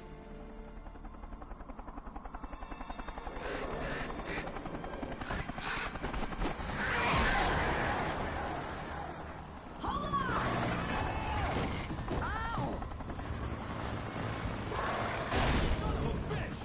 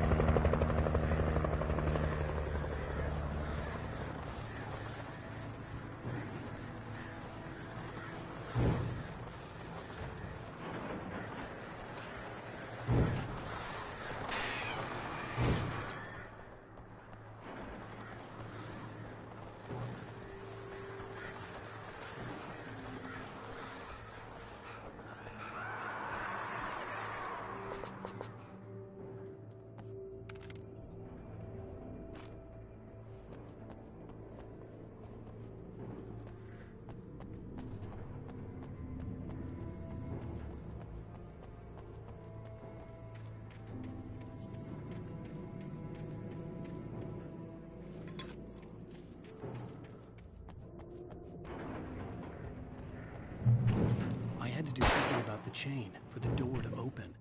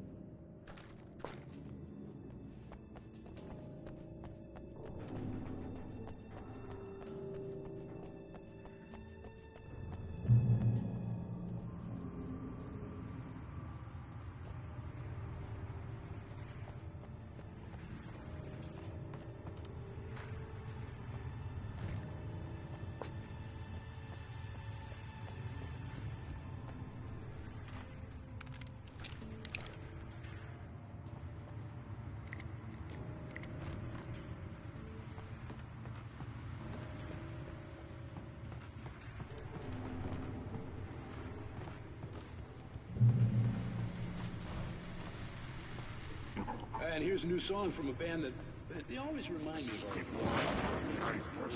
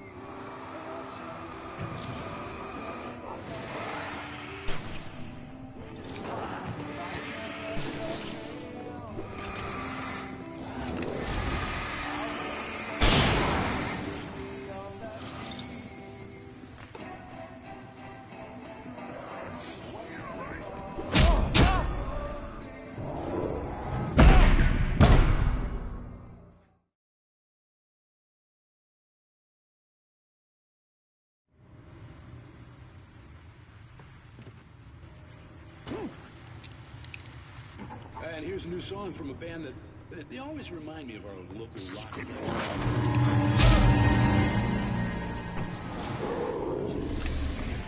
Here's Poets of the Fall.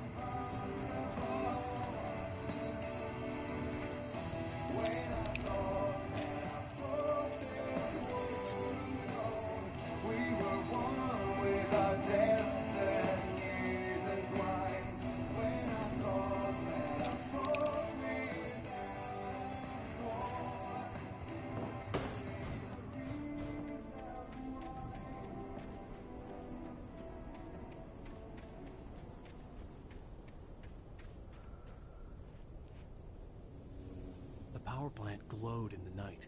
It was close, but I had to find a way across.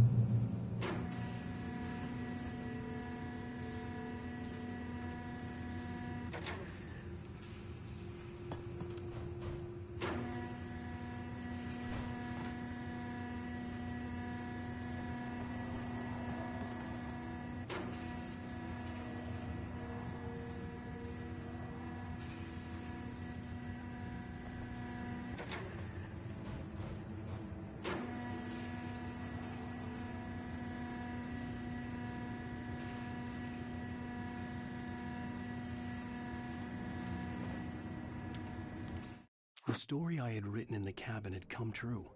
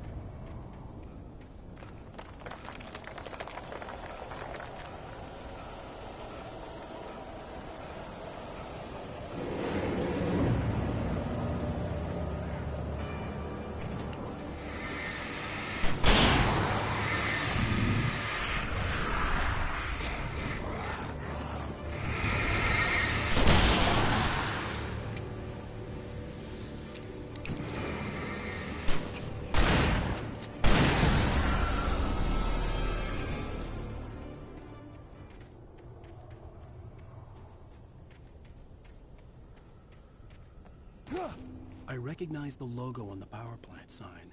I'd seen a version of it painted all over the area, signifying hidden caches of supplies.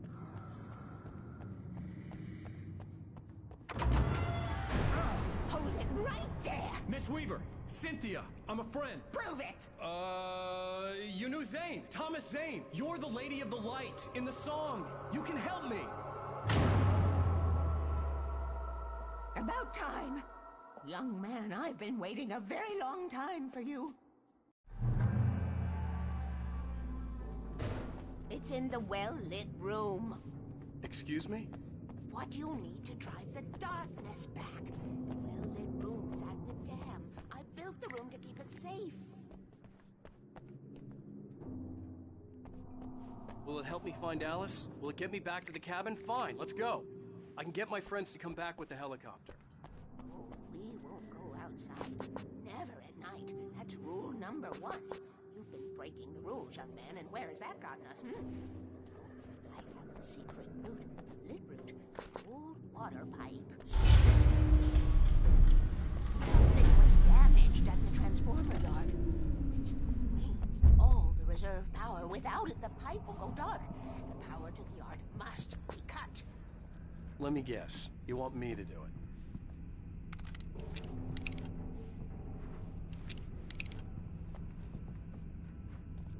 Young man, you're the one who likes to break the rules. I can't be outside in the dark. The kill switch is outside.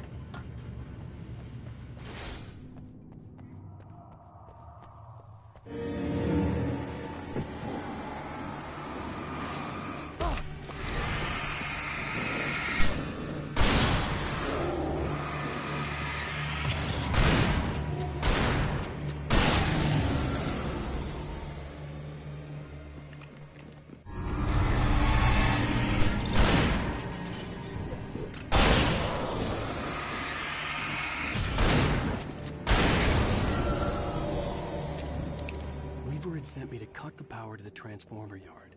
I was willing to do grunt work for her to get her to help me. I hoped Weaver was dependable. I'd stumbled into this crazy world a little over a week ago. She had been living this insanity for decades.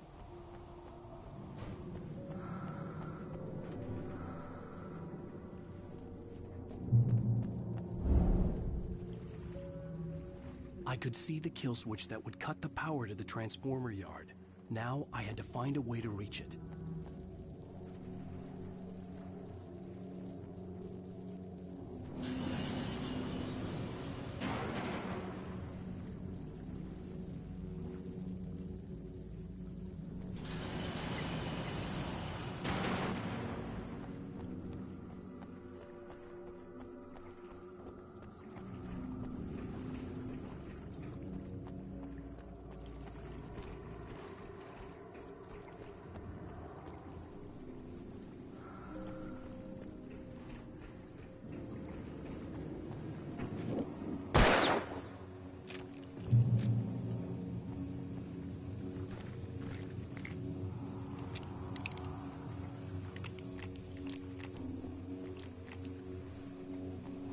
Designs these things.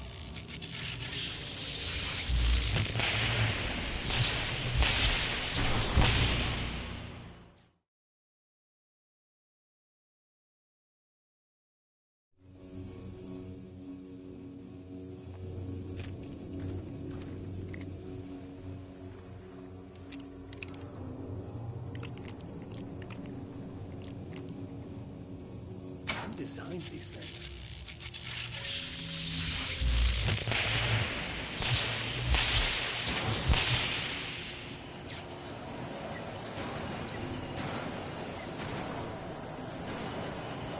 The transformer yard went dark and dead.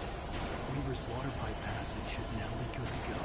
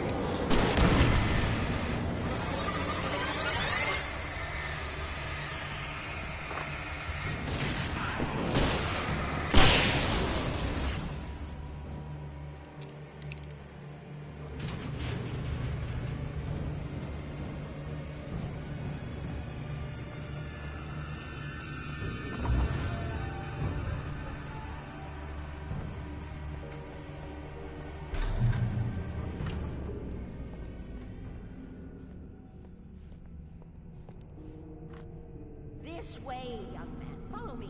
Come, come. The pipe's empty now. We're ready to go. This way. We need to go. I knew them both, Tom and Barbara. I had such a crush on him. Such a beautiful man. I was jealous. There was a part of me that was maybe a little glad when she had the accident. And then Tom started writing and woke the darkness up. He tried to bring her back, but you can't do that. There are no free rides like that. I'm starting to realize that. In that case, young man, perhaps you're a smarter man than Tom was. The witch looked like her, but it wasn't. Barbara was sweet. He didn't understand until it was too late. He tried to undo it, wrote himself, her, everything he'd ever written out of the world. Oh, he was so famous. And afterward, no one knew. Oh, Tom. He left only one thing behind in my care, in case it happened again. Insurance. He trusted me. Or perhaps used me a little. Tom knew how I felt. Knew I wouldn't refuse him. I built the well-lit room and put it there. It's been waiting for you.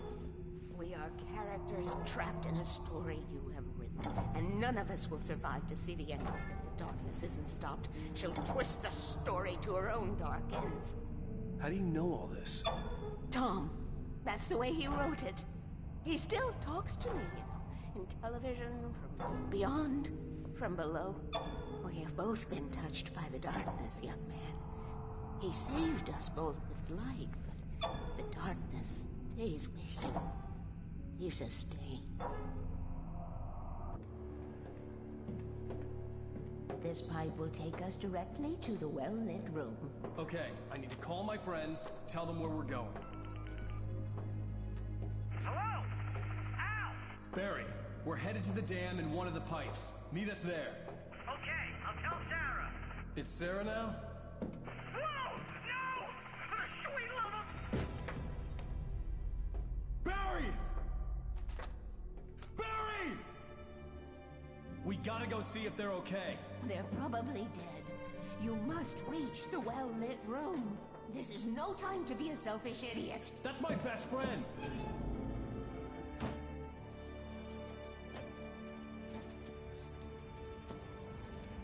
Well, be a fool. I'll use the pipe. I'll meet you at the dam if you make it.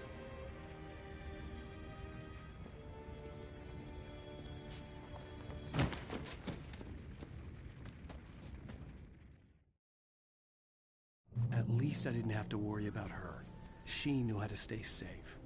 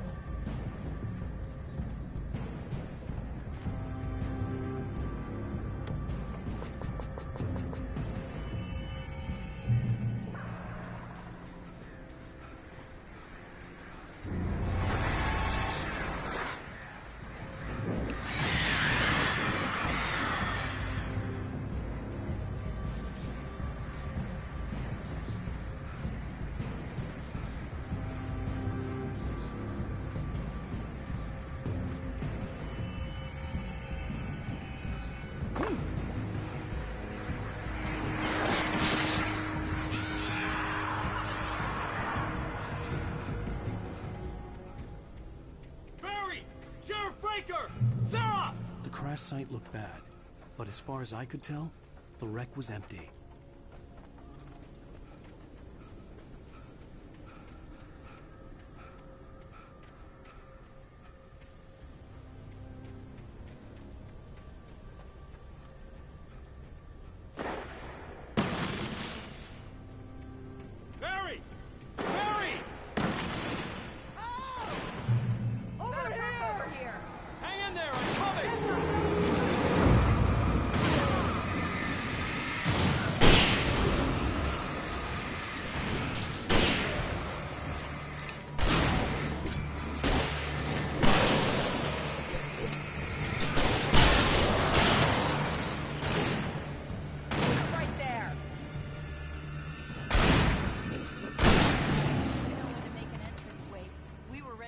like Butch Cassidy and the Sundance Kid.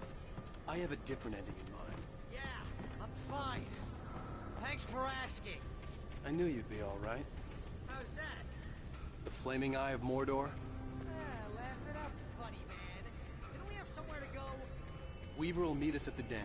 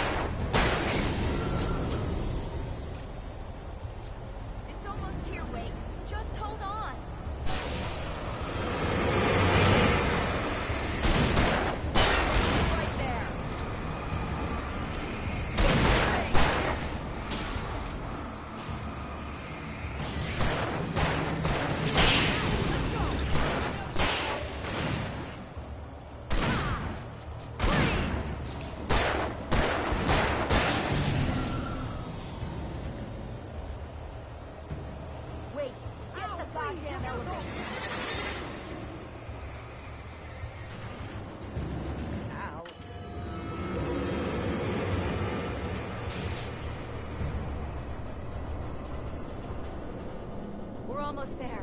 There's an entrance into the dam at the top. What's the plan, Wake?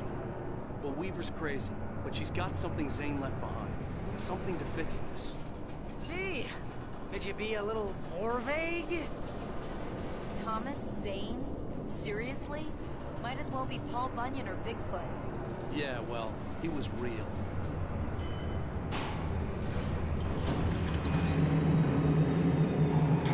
Let's be careful, okay? Jeez, I hate this.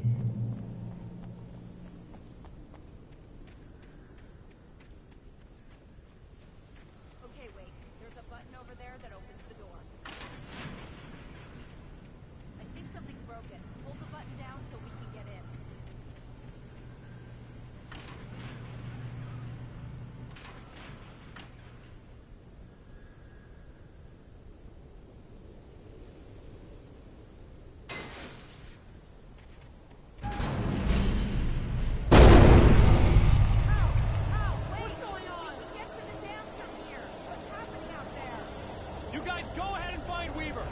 Be in the dam now. I'll have to make it alone through the top. Okay, wait.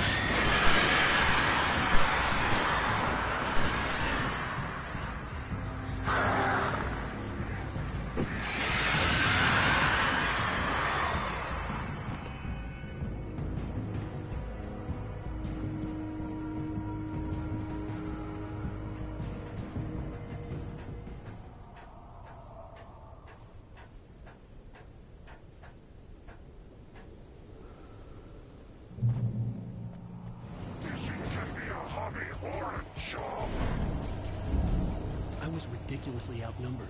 The searchlight could even the odds.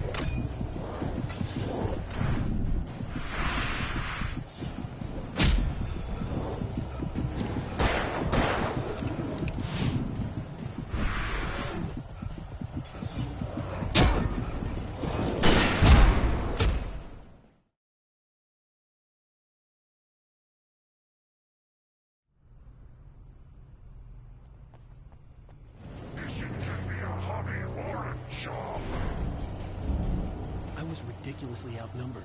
The searchlight could even the odds.